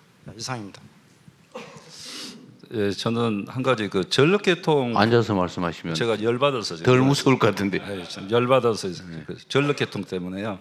전력계통 포화가 됐다 해서 태양광 허가를 안 해준 것은 한 2년 됐습니다. 윤석열 정부에서 했는데 저는 이 조치를 저는 기술자가 아니라서 그렇지만 이해를 못하겠습니다. 왜냐하면 과거에 이런 문제가 과거에 있었는데 왜 갑자기 윤석열 정부에서 한 2년 전부터 안 해주냐 이거죠.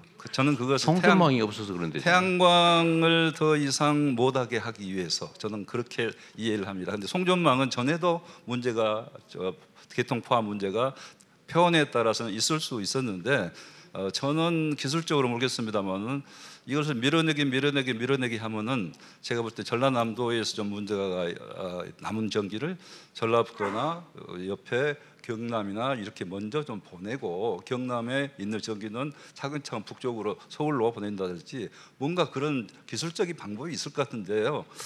지금까지 했던 것을 왜 갑자기 못하게 하느냐 이거죠. 그래서 갑자기 태양광 허가도 안 내주는 거고 그 다음에 공장 증설해서 이거 전력계통 연결하려면 굉장히 예를 먹어서 공장 증설도 어려운 형편에 사실은 있어서 그 문제를 이야기합니다만은 기술적으로는 저희들이 그런 부분에 있어서 한전의 개통 포화라 더 이상 어렵다는 그 부분에 있어서 한전을 이길 수는 없더라고요. 근데 제가 볼 때는 대통령이 분명히 이것은 방법이 있는데도 불구하고 저는 이 전라남도 쪽을 누르고 있다. 저는 이렇게 생각하는 사람입니다. 네. 그래서 열받아서 일어났어요. 알았어요. 그래서 이 문제를 조금 해결할 수 있는 방향으로 전문가들한테 한번 조사를 한번 시켜서 정말로 이 문제가 개통 포화로 인해서 전라남도에 태양광 허가도 안 되고 이렇게 계속해서 30년까지 묶어놔야 되느냐 이거죠. 지사님은 조사 안 해보셨어요? 우리 능력이 그 부분에 있어서는 좀 능력이 안 돼서 나름대로 그 물어보면은 다 여러 가지 그 문제는 어쩔 수 없다. 그냥 제 추측인데 이건 확인해봐야 되지만 재생에너지 생산 단가가 높잖아요. 네. 기존 화력이나 아니면 원자력이나 이거 싸잖아요. 현재 상태로는. 네. 재생에너지를 송전할 망이 지금 부족하다고 포화 상태라고 하는 거 아닙니까? 그렇죠. 네. 근데 결국은 그러면 기존의 화력 발전소든지 뭐 특히 석탄 발전소든지 이런 거 많이 거기 정보를 안 쓰고 네. 재생에너지를 쓰면 되는데 되죠. 그러려면은 원가가 올라가고 네. 그럼 적자가 누적돼서 국민들 전기요금을 올려야 되는데 그러면 국민들 저항이 심할 것 같으니까 기존에 싼 전기를 공급받아서 낮은 전기요금으로 버틸라고 그러고 있는 거 아닐까요? 그런데 태양광 요즘에 단가 계속 내려가고 있기 때문에 그런 부분도 한전이나 정부에서 지금 조금, 얼마 정도예요? 예를 들면 킬로와트아워당 태양광 250원? 얼마? 지금 170원? 전라남도에서는 잠깐 얼마? 170에서 200원. 187원 한전 전기 단가인데요. 전라남도는 최근에는 150원까지 낮춰서 태양광 생산할 수 있다 이렇게까지는 가능합니다. 뭐 기술이 계속 발전하니까. 네, 기술이 계속 발전하니까요. 그래서 이런 부분에 대해서 제가 문제 제기를 하는 거고, 그 다음에 이 전력계통 문제가 특히 전라남도에 심각해서 재생에너지 사업을 하는데도 큰 애로가 많습니다. 그 다음에 이 데이터 센터를 그러면 유치를 해서 자체 내에서 이 전력 소비를 해결하는 문제 이렇게 해보려고 하는데 또 데이터 센터 설치하려면은 전력계통이 연결이 안 돼서 어렵습니다. 그래서 전라남도가 사실은 여건은 여러 가지 좋은데 결국 전력계통 문제에 부딪혀서 문제 해결이 안 되고 있는데 이 부분은 제가 어떤 분한테 이야기를 했더니 한전의 계획이 필요하다 이렇게 이야기를 합니다. 한전이 너무 지금 관료적이기 때문에 문제 해결에 걸림돌이 되니 이 부분을 과감히 좀 해결하도록 하기 위해서는 한전의 계획도 필요하고 정부도 예를 들면 에너지 고속도로를 한다 했을 때 일반 고속도로는 정부가 지원을 해주잖아요. 도로공사에 지원을 하지 않는데 제가 알기로는 50%는 지원한 것으로 알고 있는데 그래서 에너지 고속도로도 정부가 50%는 지원해야 된다. 한전만 갖고 모든 것을 다 부담하고 그것이 결국은 수용가한테 부담으로 오는데 정부가 좀 부담을 해준 게 좋겠다. 그렇게 했을 때 제가 그 중앙 단위에 가서 이야기하면 다 옳다고 합니다. 그런데 액션은 아무도 안 해줍니다. 지금까지 상황이 그래서 정부가 바뀌는 중이니까. 그래서 아니 바뀌는 중이 아니라 과거 정부에 그런데 대통령께서는 액션을 한번 생각하면 꼭 네, 하신다는 좋습니다. 분이니까 꼭 이 문제를 해결해 일단은 주시기 바랍니다. 발전 허가 중단 문제는 그렇다 치고 하여튼 제가 미리 좀 부탁드렸던 서남해안을 중심으로 한 호남의 발전 방안 준비하신 거 있으세요? 아니요, 잠깐만 조금만 있다 하시죠. 일단 두 분 말씀 먼저 좀 들어보고 일단 저희는 좀 지금 구체적으로 빅그린 산단 100만 평의 GGM 자동차가 안 들어가 있겠습니까? 한 평 50만 평, 광주 50만 평, 100만 평이고 그 광주 쪽으로 102만 평의 미래차 국가산단이 지금 조성 중에 있습니다. 그래서 100만 평, 100만 평 그리고 그 옆에 진곡산단이라 그래서 주로 자동차 부품 산단 중심인데요. 총 300만 평의 AI 모빌리티 신도시 에이모시티라고 해서 우리 광주시하고 민주당하고 해서 대통령 공약으로 이것이 발표되고 들어가 있습니다. 최근에 국토부하고 산업부에서 이와 관련된 용역비 10억까지 국정기획위원회에 보고됐습니다. 이거의 추경에 이번에 당기기를 저희들은 바란 거고 이번 지금 국회 심의과정 산단을 만들어서 문제는 분양이 되냐 입주할 기업이 있냐가 문제가 아닌가요? 거기는 이제 지금 광주는 산업단지가 거의 꽉 차 있습니다. 근데 이것은 그냥 산단이 아니라 AI와 모빌리티가 결합된 직주락 산단입니다. 그런 점에서 그냥 공단 산단 느낌하고는 좀 다릅니다. 그러니까 거기를 어떻게 해주면 돼요? 정부에서 그냥 광주 잘하고 있는데 그냥 지켜보면 됩니까? 지금 그것을 모형을 지금 만들어가고 있습니다. 모델을 일단 국정기획위원회의 100대 과제에 현재 공약은 채택돼 있고 국정기획 공약이 들어가면 이걸 산업부하고 국토부하고 우리 광주시하고 함께 지금 모형을 만들어 가고 있는 중입니다. 구체적인 모델링을. 그래서 우선 그 용역 기획비를 과거에 저희들이 그 나주에 한전을 포함한 혁신공단을 만들어 봤지 않습니까? 노무현 정부 때 이렇게 허벌판에다 산단 아니 혁신지구를 만들면 이 사람하고 섞이지가 않아서 가급적이면 도심하고 이렇게 함께 엮여져 걸쳐 있는 곳. 예를 들면 지금 그곳이 이제 그 모델이 거기입니다.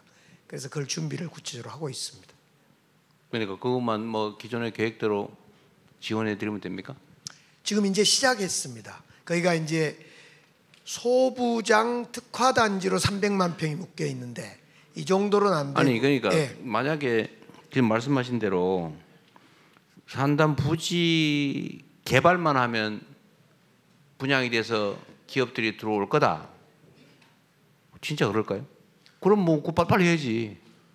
거기는 산단 개발을 뛰어넘는 개발입니다. 예를 들면 현대 기업이 대규모 모빌리티 관련된 시험장을 만든다거나 이런 인프라 같이 들어가는 겁니다. 자율주행차 관련된. 하여튼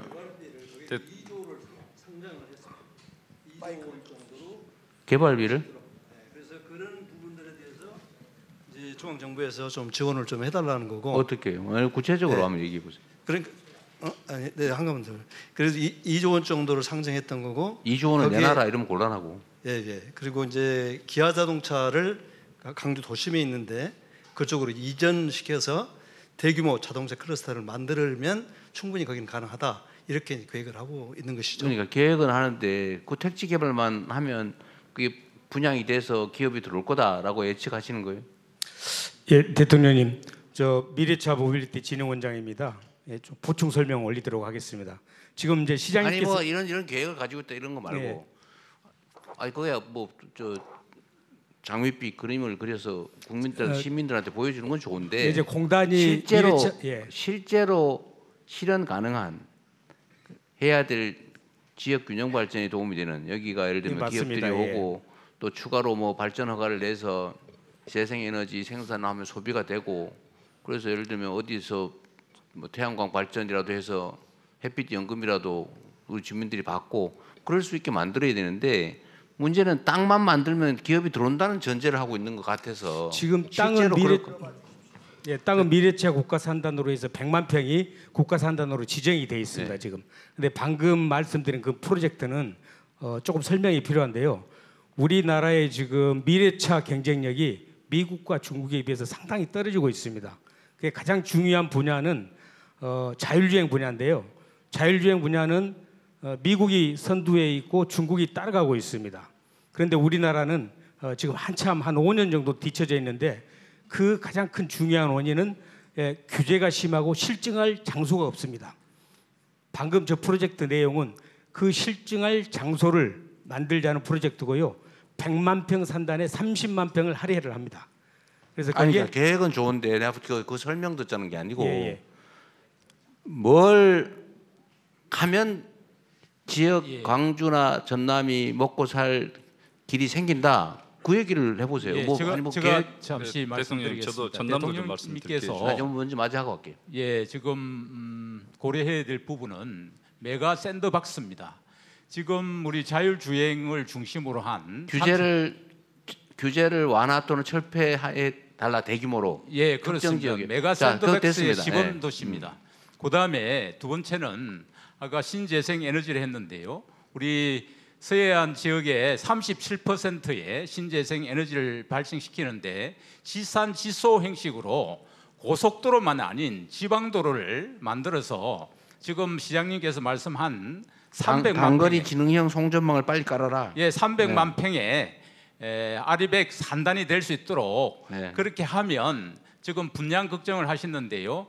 지금 관련 첨단 산업 기업들이 메가 샌드박스와 아리백 이런 기업 환경 여건을 조성해주면 이것이 가능하다. 그래서 정부에서 그런 여러 가지 규제라든지 여러 가지 기반 시설 부분에 대해서 역점을 좀 두시면 좋겠다는 말씀입니다. 좋습니다.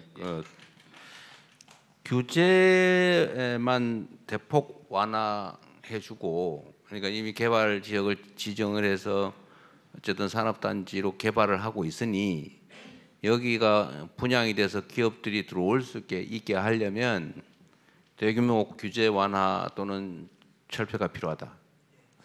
실증. 예, 고고하고 그다음에 각 지역에서 재생에너지가 생산이 되면 여기까지 도달하는 기반 시설로 송배전망을 깔아달라. 요것만 하면 됩니까? 실제로 그렇습니다. 아니 요것만 하면 예. 됩니까? 그렇습니다. 실제로 그 두 가지. 그럼 뭐 어려운 일 아니네. 뭐 얘기 자꾸 설명할 필요 없어요. 아니 그 설명 안 해도 돼요. 예, 그 과학적인 설명 여기서 뭘 해서 뭐 하겠어요? 하면 되지 그냥.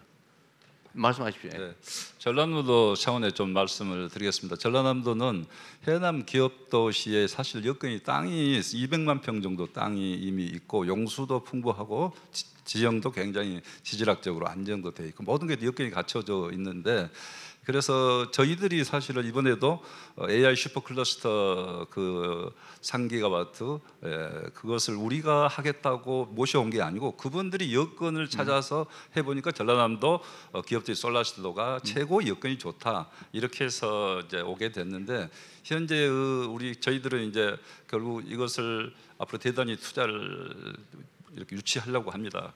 그래서 여건은 세계에서 제일 정부가 좋다. 뭘 해주면 돼요? 정부가 해줄 수 있는 것은 아까 말한 전력계통을 빨리 연결 좀 해주는 부분. 왜냐하면 한전 전기가 와야 됩니다.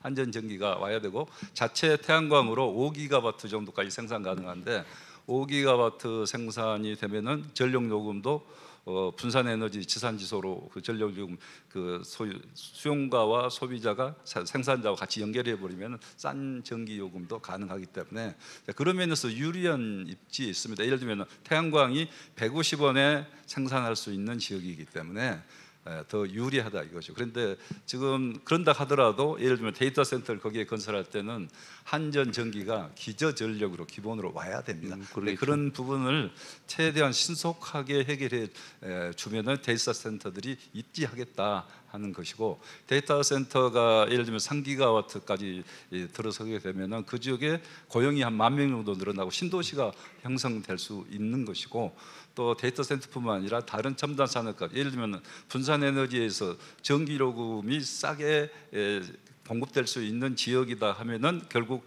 첨단 산업 공장들이 올 수가 있거든요. 그래서 제가 삼성에다가도 제안을 했습니다만 답은 없습니다. 세계적인 삼성이 어떻게 아리백을 한다면서 전라남도에서 끌어다가 수도권에다 공장을 짓는다는 것은 아리백 정신에 어긋나는 것이다. 전라남도에 와야 아리백이 되는 것이다. 그렇게 삼성도 동의를 사실 했습니다. 그런데 아직은 답은 없습니다만은 저는 삼성 같은 회사에서도 첨단 산업 반도체라도 전라남도에 저는 지을 수 있다. 지으면은 그만큼 혜택이 주어질 수 있다 이렇게 보고 인력을 많이 걱정을 하시는데 인력도 지스트도 있죠. 또 한국 에너지 공대도 있죠. 또 정말 고급 인력 하는 R&D는 서울에 두면 되는 것이고 그래서 이런 전라남도 기업 도시에 세계적인 데이터 센터도 올 수 있고 좀 첨단 산업도 정부에서 과감히 수도권에 용인에 이미 입지했으니까 그걸 뭐 저희가 뭐라 하겠습니까만 용인에 입지할 때 저는 과감히 전라남도 기업 도시에 왔더라면 제가 용인으로 끌고 갔는데 내가 도지사 했으니까 저는 도지사가 힘이 부족해서 결국은 이건데 그래서 2년 뭐 지나갔지만은 가정을 했을 때 그러면 균형 발전도 되는 것이고 대만은 이미 그러니까 당위성 얘기는 좀 안 하셔도 돼요. 그래서 실효적인 조치가 뭐가 필요한지. 그래서 저희들은 전력계통 연결해 달라는 것 그것하고 저희 전라남도만 가지고는 사실 투자 유치가 됐을 때도 여러 가지 지원 프로그램이 한계가 있기 때문에 국가적인 지원이 필요하다.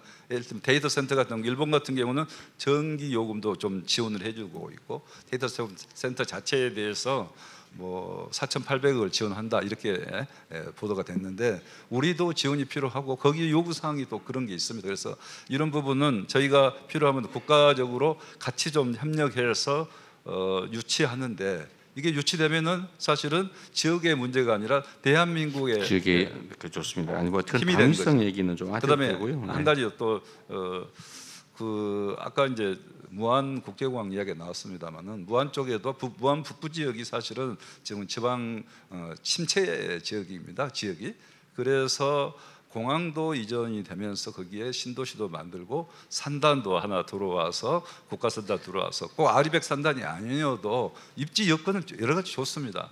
그렇게 해서 하면은 무안 문제, 공항 문제를 해결하면서 무안에 인센티브로 주민들에게 지역 발전할 수 있는 기회를 만들 수 있다 하는 걸 보여줄 수 있는 것이어서 저는 무안 북부 쪽도 국가 산단이 하나 필요하다 이렇게 말씀. 국가 산단을 지정해서 택지를 공장 용지를 개발을 하면 분양이 돼서 기업이 들어옵니까? 저는 올 수 있다고 봅니다. 그쪽이 근데 안 오면 그 물리는 그 엄청난 개발비는 어떻게 할 거예요? 대통령님, 그런 부분은 예를 들면 전남개발공사도 함께 참여해서 허가만 내주면 됩니다. 지금 예를 물량 들면은 배정만 해주면 돼요. 한평에도 국가산단이나 개발공사도 참여해서 같이 하는 방법도 분양은 있습니다. 다 됐어요?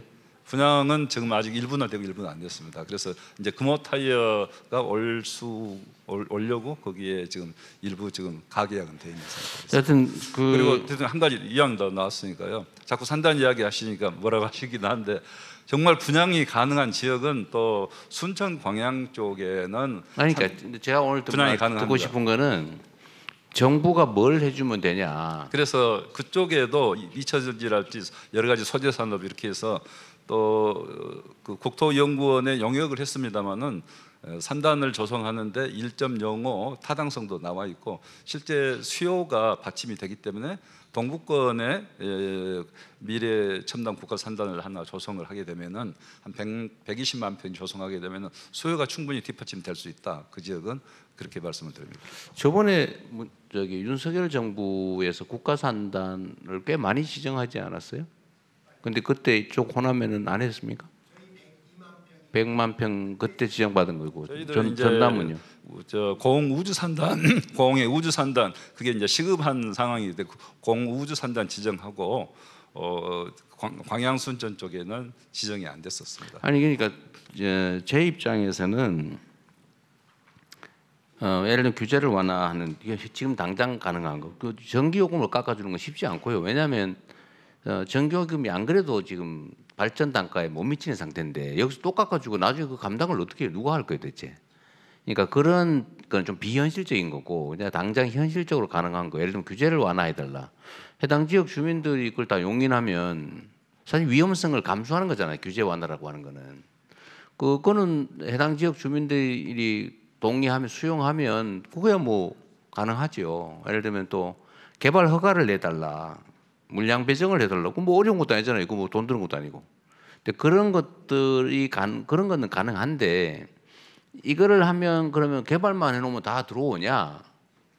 제가 생각할 때는 아닐 것 같거든요. 또 위험하거든요. 진짜로 해당 기업이 들어오면 그냥 무조건 해줘야지. 뭘 망설이겠어요? 또 한 가지는 결국 재생에너지 발전 산업 관련인데. 해남 솔라시티에는 전에 필리핀으로 가버렸다고 하는 무슨 20억 달러인가 들어서 들어오려고 하던 데가 무슨 변전소 때문에 다시 가버렸다고 하던데 그건 뭔 얘기예요? 그 이제 4년 전에 이제 미국의 회사가 엔지니어링 회사가 우리 솔라시도에 이제 데이터 센터를 하겠다 했습니다. 그런데 데이터 센터 할 때 이제 나름대로 엔드로이드 주소도 충분히 자신 있다 이렇게 해서 데이터 센터를 시작했는데 그때 조건은 이제 2028년까지 전력 개통을 확실하게 보장해달라 그거였는데요. 그게 이제 한전하고 전력 공급을 보장해달라. 네, 전기가 확실하게 들어올 수 있다는 것을 전력 개통 연결된다는 걸 보장해달라 했는데. 한전은 나름대로 전력 개통에 대해서 국가 전력 개통 계획이 있어서 그 계획에 의하면은 그렇게 그 공기를 시간을 맞출 수가 없었습니다. 그래서 돈이 없는 거예요, 아니면 다른 이유였어요? 그 전력 개통이 연결이 안 되는 이유였습니다. 이유 자체는. 그래서 그건 역시 송배전망하고 관계 있었던 건가요? 예. 보충 설명드리겠습니다. 지금 요약해서 간단하게. 예, 요약 결론만 말씀드리겠습니다. 지금 호남에서 만들고 있는 재생에너지가 넘쳐서 자체 소화를 못하고 수도권으로 보내야 되는데 그 수도권으로 가는 줄기가 2개밖에 없습니다. 네, 그러니까 그게 없다는 거예요. 그래서 에너지 고속도로를 대통령님께서 지금 말씀하시는데 그게 8기가가 가려고 하고 있는데 그게 제일 빨리 해봐야 지금 11차 계획에 한전이 내놓은 계획을 보면 제일 빨리 해봐야 2031년이거든요. 2기가씩 쪼개도. 그럼 뭐 될지도 안 할지 몰라요. 예, 그래서 저는 여기에 그 장주기 ESS하고 그다음에 무효전력 보장 장치라든지 수소 그런 시스템을 만들어서 이 자체에서 생산된 거를 여기에서 아까 얘기했던 사용할 거에 수 대한 있도록 결론 그렇게 만들어 얘기하고 주시면 많이 벗어나 있는데 아까 왜 거기 그래서 그때 당시에 그 얘기 하시려고 했던 전력계통이 연결이 안 된 거고요. 그래서 저희들이 그러면서 400메가 정도는 2028년까지 할 수 있는 여건을 만들었습니다. 그 회사는 놓쳤지만은 그리고 필리핀으로 가지는 않았습니다. 사실은 보도는 그렇게 나왔죠. 필리핀으로 가겠다고 말은 했는데 아직은 미정. 네, 가지는 않았고 근데 이제 여건이 변화됐고요. 그래서 그 뒤로 이제 예를 들면은 최근에 AI 슈퍼 클러스터 허브로서 이렇게 미국 회사들이 와서 하겠다는 것도 400메가가 어느 정도 준비돼 있기 때문에 그 지금 그런 오퍼가 오가고 있다는 것을 말씀드립니다. 아니, 제가 아까 그 궁금하다고 말씀드렸던 거는 그 회사가 무슨 변전소인지 전력 확보가 안 돼서 나갔다는데 전력 확보를 못한 핵심적인 이유가 뭐냐고 제가 알고 싶어서 물어본 거예요. 돈이 없어서 그랬다는 거냐? 한전 전력계통 연결하려면은 전력계통 계획이 다 있습니다. 그 계획에 의해서만 한다. 그 계획을 바꾸면 되잖아요. 안 바꿔줍니다. 아니 왜 안 바꾼대요? 굉장히 어렵습니다. 그 바꾸는 게 한전에서도 그건 돈 문제예요, 아니면 규제 문제예요? 굉장히 그 문제. 그래서 한전 계획이 필요하다 좀. 필요할 때는 과감히 그 계획을 좀 바꿔서 이렇게 수요에 충당할 수 있게 해줘야 되는데 그게 굉장히 어렵다는 것을 알고 있습니다. 현재는 기술적으로 약간 그리고 또 다시 한 가지 더 말씀드리면은 이 소위 말하는 소비자 네. 엔드 유저가 확실히 온다는 것을 보장을 해라 이렇게. 그래서 저희들은 네, 안 오면은 우리 전라남도에서 그것을 보장하겠다 이렇게까지 하고 있습니다. 하여튼 좀 제가 뭐 기대가 너무 컸는지 모르겠는데, 하여튼 구체적으로 신속하게 할 수 있는 방안, 대안, 어쨌든 기업 유치가 제일 중요한데 말씀하신 대로 정말 개발 허가 내 가지고 물량 배정하고 산단 물량 배정하고 거기다 기반 시설을 갖춰주면 정말로 기업들이 줄 서서 들어올지는 의문인데 너무 낙관적이신 거 아닌가? 미국 대통령처럼 해주셔야 됩니다. 아니 그러니까 구체적으로 뭐가 필요한지를 말씀하시라니까. 규제 프리존으로 지정해 주시는 게 필요합니다. 그다음에 광주에 같으면 인재 양성에 다양한 지금 인재 양성을 준비하고 있습니다. 그럼 광주에 지금 하고 있습니다. 물론 인재 양성 트레이닝 센터 같은 걸 정부에 지원해 주면 더 좋습니다. 그리고 이 절차를 매우 빠르게 이행하기 위한 절차의 신속성이 필요합니다. 예. 네, 그 저기 정진우 의원이 뭐 하실 말씀이 있나 본데 간단하게. 네, 다른 이제 우리 시민분들 의견을 좀 들어볼게요. 예, 저 주제와 연관이 있는 겁니다. 대통령님께서 계속 어떻게 하면 산단이라든가 이런 곳에 좋은 기업이 올 수 있는가와 연관해서 말씀드리겠습니다. 저는 그 핵심이 전력 요금 체계에 있다고 생각을 합니다. 아까 대통령님께서 요금을 깎아줄 수는 없다. 예, 정확히 저는 맞는 말씀이라고 보고요. 다만 어떤 지역에서는 요금이 비싸고 어떤 지역은 더 싸기 때문에 갈 수밖에 없는 요인을 만들어줘야 된다고 봅니다. 특히 이제 에너지 전환과 지역 균형 발전이 결합되는 지금 굉장히 중요한 시기입니다. 그래서 산업부도 지금 새로운 요금 체계를 만들려고 하고 있는데요. 그 요금 체계가 수도권과 비수도권 요금 이렇게 두 가지로 지금 생각을 하고 있습니다. 그래서 그렇게 되면 수도권을 벗어나서 기업들이 이전을 하려고 하면 충청 이남으로 내려오지 않습니다. 그래서 저는 요금 체계가 4단계, 5단계로 될 때 비로소 기업들이 광주 전남의 산단에 내려오게 되고 또 실제로 지역에 있는 전기를 쓸 수 있게 될 것 같습니다. 그러면 너무 당연한 말씀이시고요. 대통령님 한 말씀 드려도 되겠습니까? 자, 추상적인 얘기는 안 하면 좋겠어요. 네, 좀 구체성 있는 말씀 네. 좀 드리고 싶은데요. 인공지능 사업단장입니다. 사실은 광주 전남 지역의 전통 산업하고 AI를 결합해가지고 부가가치를 계속 올리기 위해서 가장 핵심적인 사업이 2개가 있습니다. 언급이 안 된 부분이 있어서 건의드리고 싶은데요. 첫 번째 사업이 지난 5년 동안 광주가 AI를 위해서 준비한 그 인프라를 추가로 가동하기 위한 2단계 사업이 절실합니다. 향후에 5년 동안 6천억 정도 투자해서 지속적인 인풋을 줘야 되는데 그 부분이 10개월 동안 논의가 됐지만 답부 상태에 있는 상황이고요. 이 부분을 빨리 돌파해서 사업이 정상적으로 되도록 하는 것이 가장 중요하고요. 두 번째는 또 컴퓨팅 센터입니다. 지역에 있는 다양한 기업들이 모이기 위해서는 파워풀한 AI 컴퓨팅 자원이 필요한데 그 부분이 당연히 AI 생태계가 조성되어 있는 광주로 와야 되는데 아직도 입지에 대해서는 조금 다양한 의견이 있는 상태입니다. 그 부분에 대해서 대통령께서 추진력 있게 결정을 해주시면 너무 감사드리겠습니다. 약간 옆으로 했는데 요건 좀 이따 얘기하기로 하고. 하여튼 일반적인 얘기는 우리도 제가 선거 때도 수없이 얘기했지 않습니까?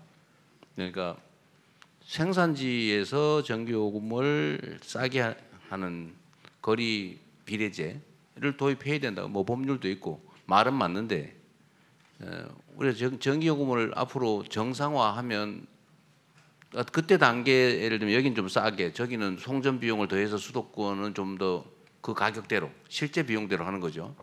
근데 이거 하려면 앞으로 한참 걸릴 텐데 그거는 지금 단계로서는 쉽게 얘기할 수 없는 부분입니다. 대한민국 우리 국민 대중들이 전기요금 올라가는 걸 쉽게 용납하겠습니까? 그 쉽지가 않은 문제가 하나 있고 두 번째는 우리가 지방에는 세제 지원을 해줘야 된다. 요금 싸게 세제 지원해서 세금 싸게 규제를 대폭 완화해 줘야 된다. 그다음에 택지 개발 공급권도 줄 수 있다. 이건 내가 다 수없이 얘기한 거고. 근데 이걸 활용해서 구체적으로 어떤 산업을 어떻게 유치할 수 있겠냐 이런 얘기를 좀 해보자는 거죠. 추상적으로 뭐 누가 못 하겠어요. 그러니까 그거를 잠깐만 그거를 나중에 이것도 역시 우리가 전적으로 관심 갖고 지원을 할 테니까 구체적으로 필요한 할 수 있는 일들을 논의를 해보자는 거예요. 그래서 그것도 좀 광주 전남은 입장이 비슷하니까 같이 의견을 좀 같이 모아주시고요. 광주의 그 인공지능 관련 사업 얘기도 아까도 제가 잠깐 말씀드렸는데 진짜 되겠냐 이게. 대통령님 그때 여의도에서 국회에서 광암과의 네. 후보 시절에 걸으면서 제가 2시간 동안 말씀 나눴습니까? 지금 1단계 4,200억 들어서 국가 AI 데이터 센터 완료해서 900개 기업이 지금 쓰고 있습니다. 근데 그 활용도가 엄청나게 떨어져 있다던데요? 근데 이제 앞서 말씀드린 GPU 800장 GPU 800장이 꽂혀 있고 용량이 적으니까 떨어져 있습니다. 그나마 어마어마하게 좋아합니다. 기업들이. 좋아하는데 활용이 잘 안 된다고 하더라고요. 잘 되고 있습니다. 추가로 설치해봐야 쓸 데가 없을 거라고. 아닙니다. 100% 되고 있습니다. 우리 단장님이신데. 100%는 아닌 것 같아요. 조금만 두 번째로 더 부연 설명드리겠습니다. 최근에 저희가 그 광주에 있는 컴퓨팅 파워를 HPC라고 부르는 거대 모델이 있습니다. 그것을 기업들한테 쓰십시오 하니까 경쟁률이 7대1입니다. 7대1. 그러니까 저희가 쓰고자 하는 쓸 수 있는 리소스를 오픈하면 너무나 많은 기업이나 연구소가 지금 달려드는 입장이고요. 그건 다 무료만 쓴다고 했어요? 네, 다시 한번. 무료로만 쓰는 거예요? 네, 무료로 제공했고요. 금년부터는 10% 정도 수수료를 받기로 했습니다. 조금 차이가 있는데요. 저희가 남아 있는데 못 쓰는 게 아니고요. 있는 거는 모두 다 푸는데 너무나 많은 수요가 있다. 거기에 대해서 말씀드립니다. 아니 운영비가 부족해서 제대로 가동을 못 한다던데? 운영비라고 표현하기에는 좀 부적절하고요. 저희가 이제 그걸 하기 위해서는 그 사업자한테 광주에 있는 리소스지만 소유권이 사업자한테 있기 때문에 그 리소스를 우리가 사서 기업들한테 저가로 제공하는 그런 구조에 있습니다. 현재는. 그러다 보니까 수요가 많은 데 비해서 저희가 살 수 있는 예산이 턱없이 부족했다. 그 말씀드립니다. 대통령 제가 한 말씀만 드리랍니다. 국가 AI 데이터 센터가 지금 첨단 3지구에 지난 4년 동안 작업을 해서 완성되고 1년 동안 지금 쓰고 있다 보니까 900개 기업이 물론 우리 광주의 기업이기도 하고 다른 기업이기도 합니다. 큰 기업은 삼성도 거기서 실증을 하고 있습니다. MPU 실증을 삼성도 하고 있습니다. 퓨리오사 가셨지 않습니까? 퓨리오사 기업도 거기서 MPU 실증을 하고 있습니다. 물론 자기 부담 좀 있고 국가에 지원해 주고 있습니다. 그런데 900개 기업이 지금 쓰고 있는데 광주가 국가 AI 데이터 센터를 중심으로 AI 사업 때문에 299개 기업이 MOU를 맺었고 150개 기업이 사무실을 여기다 열었습니다. 고용을 합니다. 이건 팩트입니다. 그래서 1단계가 4,200억짜리 완료해서 이제 2단계 6천억짜리를 다 조율 끝났습니다. 기재부, 과기부, 우리 광주시. 그럼 뭐만 하면 되냐? 7월 달에 국무회의 열어서 예타 면제만 두드려주면 됩니다. 이거 1년 가까이 계엄이 없었으면 아니 내란이 없었으면 작년 12월에 통과될 내용입니다. 사실은. 그런데 어찌 하다가 이걸 7월에 대통령께서 국무회의에 꼭 상정해 주십사 하는 것이 그 아까 단장의 이야기였습니다. 네, 나중에 그 우리 정책실에서 좀 챙겨가지고 좀 구체적인 얘기는 따로 한번 들어보시고요.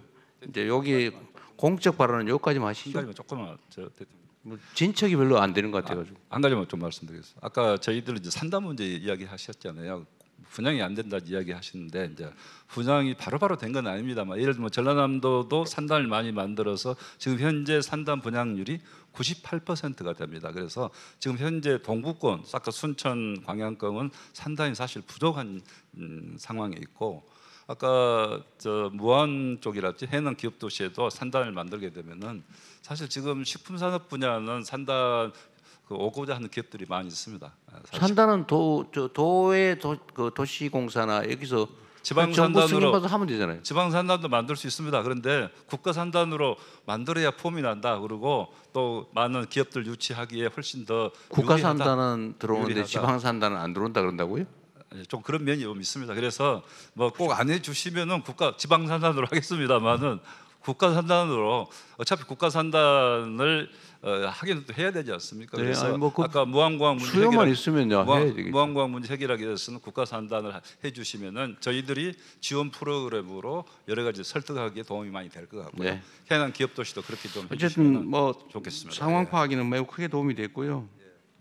이건 정책실에서 어쨌든 지역 균형 발전 문제는 각별한 주제를 가지고 우리가 계속 검토할 테고 어쨌든 기본적인 방향이나 이런 것들은 공감을 하는데 구체적으로 언제 뭘 어떻게 하면 되는지를 좀 더 상의하기로 하죠. 이제 네, 여기 이제 오신 일반 밖에 시민 계신 여러분들한테 기회를 드리도록 하겠습니다. 네, 제가 좀 서서 말씀을 드릴게요. 하나만 더 공지를 드리면 이미 대통령에게 말하던 86분이 써서 밖에 비치가 되어 있다고 합니다. 처음에 한 200여 분 오셨는데 조금 길어지면서 네, 지쳐서 이제 다 많이 가셨네요. 나가셨다고 네. 하고 죄송합니다만 저기 라인 밖에 계신 분들 먼저 한번 질문을 좀 들어보면 어떨까요? 서 계신 분들. 네, 서 계신 분들 저기 피켓 들고 계신 분 먼저 마이크 전달 드려서 꼭 전하고 싶은 말씀 있는 듯한데 먼저 듣겠습니다. 어르신 제가 조금 이따 다시 듣겠습니다. 서 계신 분들 먼저 듣겠습니다. 네. 네, 안녕하세요. 먼저 여기 참석해 주셔서 이 대통령님께 감사드리고요. 저희는 2015년에 설립인가 조합원을 모집해서 10년 만에 송정지역주택조합이라고 사업 승인을 받았습니다.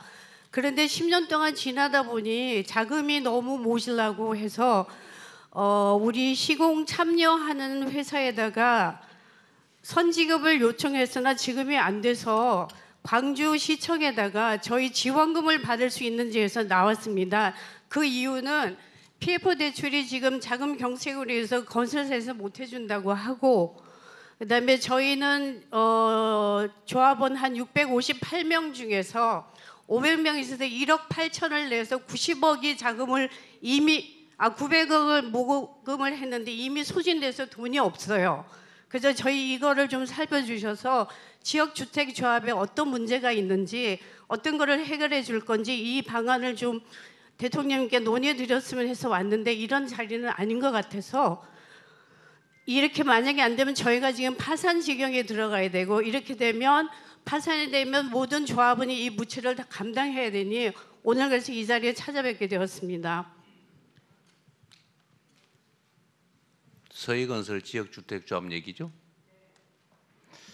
그게 제가 저번에 그 전국에 선거운동을 다니다 보니까 광주만 있는 얘기가 아니고 전국에 온 동네 그 지역주택조합 문제가 있더라고요. 그리고 이제 특정 건설사가 또 압도적으로 비중이 높던데 그거는 우리 대통령실에서 지금 조사 중이라고 그랬죠. 제가 이미 지시를 해서 그거는 실태 조사하고 대책이 어떤 게 가능한지를 지금 검토 조사 중이니까 조금만 기다려 봐 주시기 바랍니다. 네, 또 다른 분. 네, 여기 아까부터 손 드셨던 어르신 먼저 듣겠습니다. 죄송해요. 저기 뒤에 서서 계신 예. 그리고 그 앞에 네, 그 먼저 말씀해 주세요. 네. 예, 반갑습니다.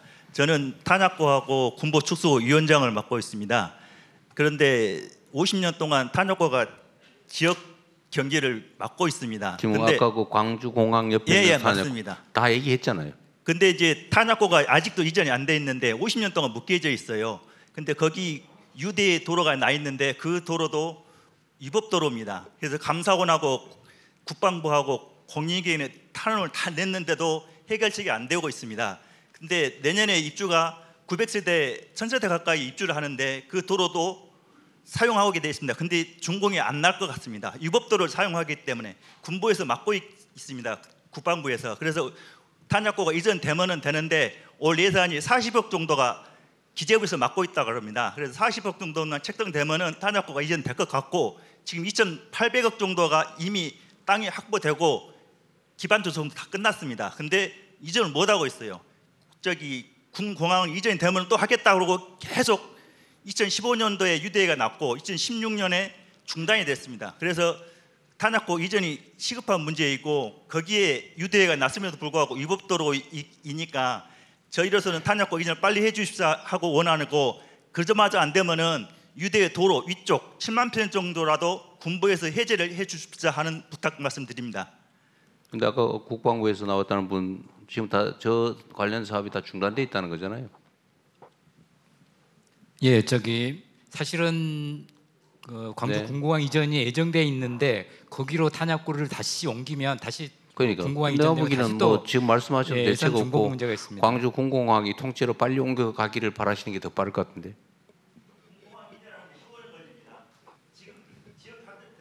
네, 알겠습니다. 여하튼 그거는 네, 공항 하나의 이전 의견으로 얘기는 접수해 꽤 놓도록 길게 하겠습니다. 얘기했어도 돼서 여기 진상규명 모자 쓰신 분 말씀 들어보겠습니다. 네. 안녕하세요. 1229 무안공항 제주항공 참사 유가족 협의회 대표 김유진입니다. 먼저 저는 이번 참사로 사랑하는 아빠, 엄마 그리고 남동생이 희생되셔서 저만 홀로 남았습니다. 오늘은 24년 12월 29일 제주항공 참사로 179분의 소중한 가족들을 잃은 지 179일째 되는 날입니다. 179일간 책임지는 사람은 아무도 없었고 179일 동안 무안공항 쉘터 찬바닥에서 아직도 집으로 돌아가지 못한 유가족들이 있습니다. 저희 가족들의 희생이 헛되지 않도록 모든 국민이 안전한 비행기를 탈 수 있도록 저희 사고에 대한 진상규명을 명명백백히 밝혀주시고 책임자에 대한 가장 엄중한 책임을 물어주십시오. 그로 인해 무안공항뿐만 아니라 다시는 이런 참담한 참사로 가족을 잃는 분들이 없도록, 다시는 저희 같은 고통에 사는 국민이 없도록 안전한 나라를 위한 재발방지법들이 제정되도록 대통령님께서 약속하신 만큼 항공안전 공약 이행과 더불어 특별법 시행령에 오로지 근로자들만 한정된 저희들의 치유휴직을 공무원이나 자영업 하시는 모든 유가족들도 해당되도록 유가족들의 지속적인 지원과 관심을 부탁드립니다. 그리고 또한 우리들의 이야기들을 다 전달하기엔 정말 많이 부족합니다. 존경하는 대통령님, 저희 제주항공 참사 유가족과의 면담을 간절히 요청드립니다. 또 마지막으로 꼭 부탁드리고 싶은 것이 있습니다. 오늘은 6월 25일입니다. 1229 제주항공 여객기 참사가 일어난 지 179일임을 기억해 주시고 여기 계신 분들과 호국 영령과 저희 희생되신 179분들을 위한 잠시 묵념을 부탁드리겠습니다. 자, 진상규명은 지금 수사조사기관에서 하고 있으니까 좀 기다려 보시고요. 지금 뭐 당장 한다고 해서 제가 나선다고 뭐 특별히 더 뭐가 될 것 같지는 않고, 피해자가 근로자냐 공무원이냐에 따라서 뭐 차등이 있다는 얘기, 그건 뭔 얘기예요? 법적으로 저희 특별법에 근로자만 치유휴직이 되도록 하고 있습니다. 근로자만? 네, 공무원들은 다 자기들의 병가를 써야 되고 또 그나마 자영업자들은 전혀 생계를 유지하고 있는 특별법 제정, 특별법 시행령 얼마 전에 제가 결재했는데 그때 네. 유가족 피해자들하고 다 충분히 협의했다고 하던데. 저희들이 너무 특별법이 일찍 제정되는 바람에 저희들의 유가족들의 목소리를 낼 수 있는 힘이 없어서 충분히 반영되지 못했습니다. 이 부분 제고 부탁드립니다. 국토부 쪽에 얘기해가지고요. 말씀 못 하셨다고 하니까 그거 왜 그랬을까 모르겠는데 충분히 얘기 듣고 다 반영했다고 주장했거든요. 다시 한번 그 피해자들하고 대화를 해보라고 하십시오. 감사합니다. 네, 그렇게 하고 그래도 부족하면 또 그때 가서 얘기를 더 해보겠습니다. 네, 국토부가 네, 또 좀 바깥쪽으로 가보겠습니다. 네, 저기 뒤에 여성분 손 드신 분 카메라 뒤쪽에 네 빨간색 옷 입으신 분. 아 죄송해요, 제가 안경을 안 써서 남성분인데 죄송합니다. 빨간색 옷 입으신 분. 네. 네, 대통령님 반갑습니다. 북구에서 온 신동엽이라고 합니다. 제가 며칠 전에 대통령님한테 편지를 올렸습니다. 지금 우리가 사법고시가 폐지돼 가지고 로스쿨로만 변호사가 될 수 있고 판검사가 될 수 있는데요. 로스쿨을 다니다 보면 그거는 금수저에서 나온 사람들만 그 법학 대학을 다닐 수가 있습니다. 그래서 다시 사법 시험을 부활시켜 주십사 하고 제가 편지도 한번 올렸었고요. 이렇게 국정 운영을 너무 잘해 주셔가지고 저희 강주 시민들이 보니까 너무나 대통령님을 좋아하시고 그렇습니다. 그래서 이 국정 운영하시면서 제일 걱정되는 게 대통령님이 건강이 많이 걱정됩니다. 항상 건강에 유의하시고 국정 운영도 좋으신데 먼저 건강 먼저 생각하시기 바랍니다. 감사합니다. 네. 제 건강 걱정해 주셔서 고맙습니다. 근데 뭐 제가 약간 건강이 괜찮으니까 걱정 안 하셔도 되고요. 안 그래도 우리가 점심 먹으면서 사법시험 부활 얘기를 했었는데 어쨌든 이 점에 대해서는 논란들이 참 많은 것 같아요. 나가 실장하고 우리 대변인하고 점심 먹을 때 이 지금 법조인 양성 루트가 좀 문제가 있는 것 같다. 음소제 되는 거 아니냐, 과거제가 아니고 막 그런 걱정을 잠깐 했었습니다. 근데 이게 참 논란이 많더라고요. 저는 개인적으로는 뭐 로스쿨 제도가 이미 저렇게 장기간 정착이 됐으니까 그걸 폐지하는 건 쉽지는 않을 테고, 그렇다고 해서 모든 길은 오로지 로스쿨 외에는 없다. 꼭 이래야 되냐? 실력 되면은 뭐 꼭 로스쿨 안 나와도 변호사 자격 검증해서 줄 수도 있는 거죠. 일정 정도를. 근데 그 생각을 하는데 이걸 정책적으로 하는 문제는 정말 사회적으로 격론이 벌어질 일이라 쉽게 얘기 못 하겠는데 저는 개인적으로 일정 부분 공감합니다. 한번 이거 공식 의제로 해서 논의하기는 참 쉽지 않은데 오늘 말씀하신 거 저희가 염두에 좀 두고 한번 검토를 한번 해보시죠. 실장님도 아까 보니까 관심 있어 보이시던데. 진짜 어려운 주제이긴 해요. 알겠습니다. 네. 네, 정말 들은 듯이 저희가 점심 식사 때 나눴던 주제가 나와서 깜짝 놀랐습니다. 여기 아까부터 손 드셨죠? 네, 네, 네.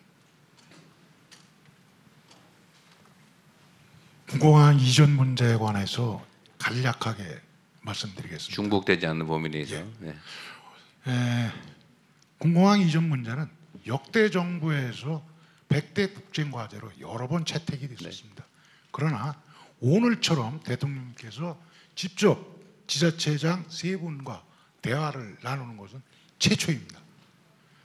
오늘 대화를 나누시는 것을 보고 나니까 금방 해결될 것 같이 기대가 됩니다. 그러나 지금 무한군수님께서 말씀하신 신뢰성 확보 문제, 이 문제는 대통령님의 지시와 김상 군수님께서 전향적으로 입장 변화만 해주신다면 금방 확보할 수 있습니다. 성남시장을 하셨기 때문에 소음 피해와 고도 제한에 대해서 대통령님께서는 매우 잘 알고 계십니다. 국방부로부터 하여금 광주에서 운영하는 항공기를 실질적으로 이전 후보지에 비행 시뮬레이션을 하면 금방 피해 지역이 느낄 수 있습니다. 소음 피해는 이착륙 방향에만 집중됩니다. 측면은 대부분 공항 건설 지역에 포함이 됩니다.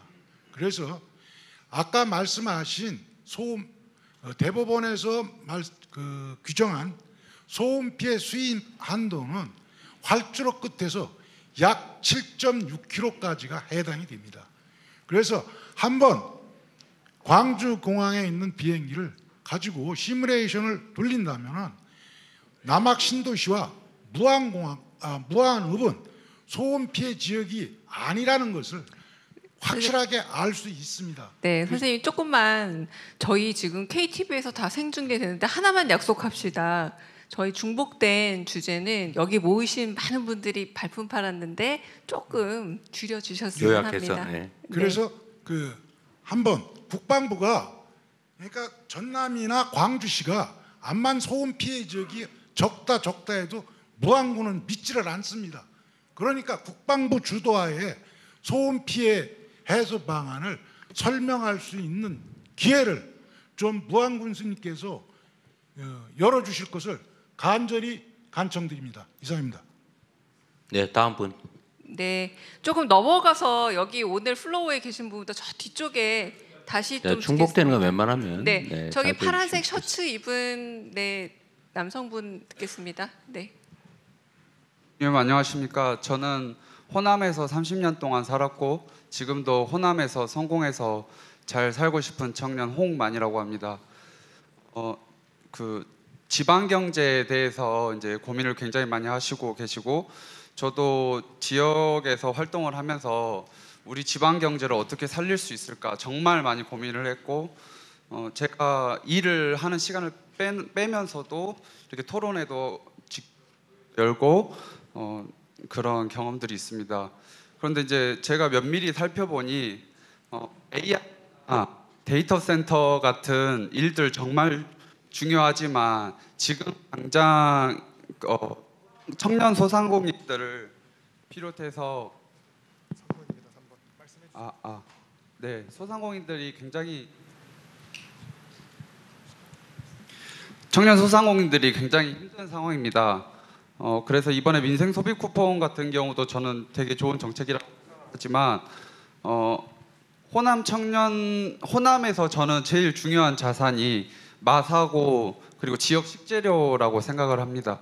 다른 어떤 지역에서도 가져갈 수 없는 K푸드로서의 역량을 가지고 올 수 있는 국가 경쟁 브랜드라고 생각을 하는데 이 식문화 관련 사업을 조금 더 지원 확대를 해주셔서 호남 청년들이 어머니나 할머니한테 배운 이런 음식 레시피 같은 것도 저작권으로 산업적으로 자산적으로 보호를 받고 이를 바탕으로 틱톡이나 인스타그램 등 그리고 코트라 통해서 수출하고 이를 통해서 호남의 방식으로 성공할 수 있는 그런 호남만의 방정식을 저는 우선적으로 만들어야 된다고 봅니다. 네, 그래서 사실 음식점이나 이런 식문화 관련 지원 정책, 특히 프랑스 같은 경우는 와인이나 치즈를 국가 차원에서 프랑스가 종주국이라는 것들을 자꾸 보호를 하고 부르고뉴 등 각 지역들을 살려서 홍보를 해주더라고요. 그래서 전남에 있는 이런 식문화, 식재료 이런 지역 자산들, 즉시 효과가 발생할 수 있는 자산들을 바탕으로 내년 이렇게 예산 편성하실 때 좀 추가해 주. 다행스럽게 또 감사하게 생각합니다. 많이 부족하겠지만 이걸로 마치고 다음 기회에 여러분께 인사드리겠습니다. 고맙습니다. 감사합니다. 지금까지 앞으로 좀만 들어가 주세요.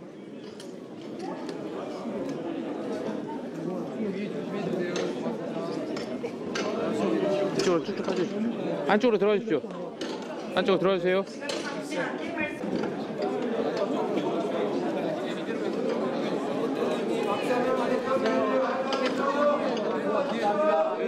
부장님 제가 아까는 문제가 저희 뒤에도 이렇게 만드니까 좀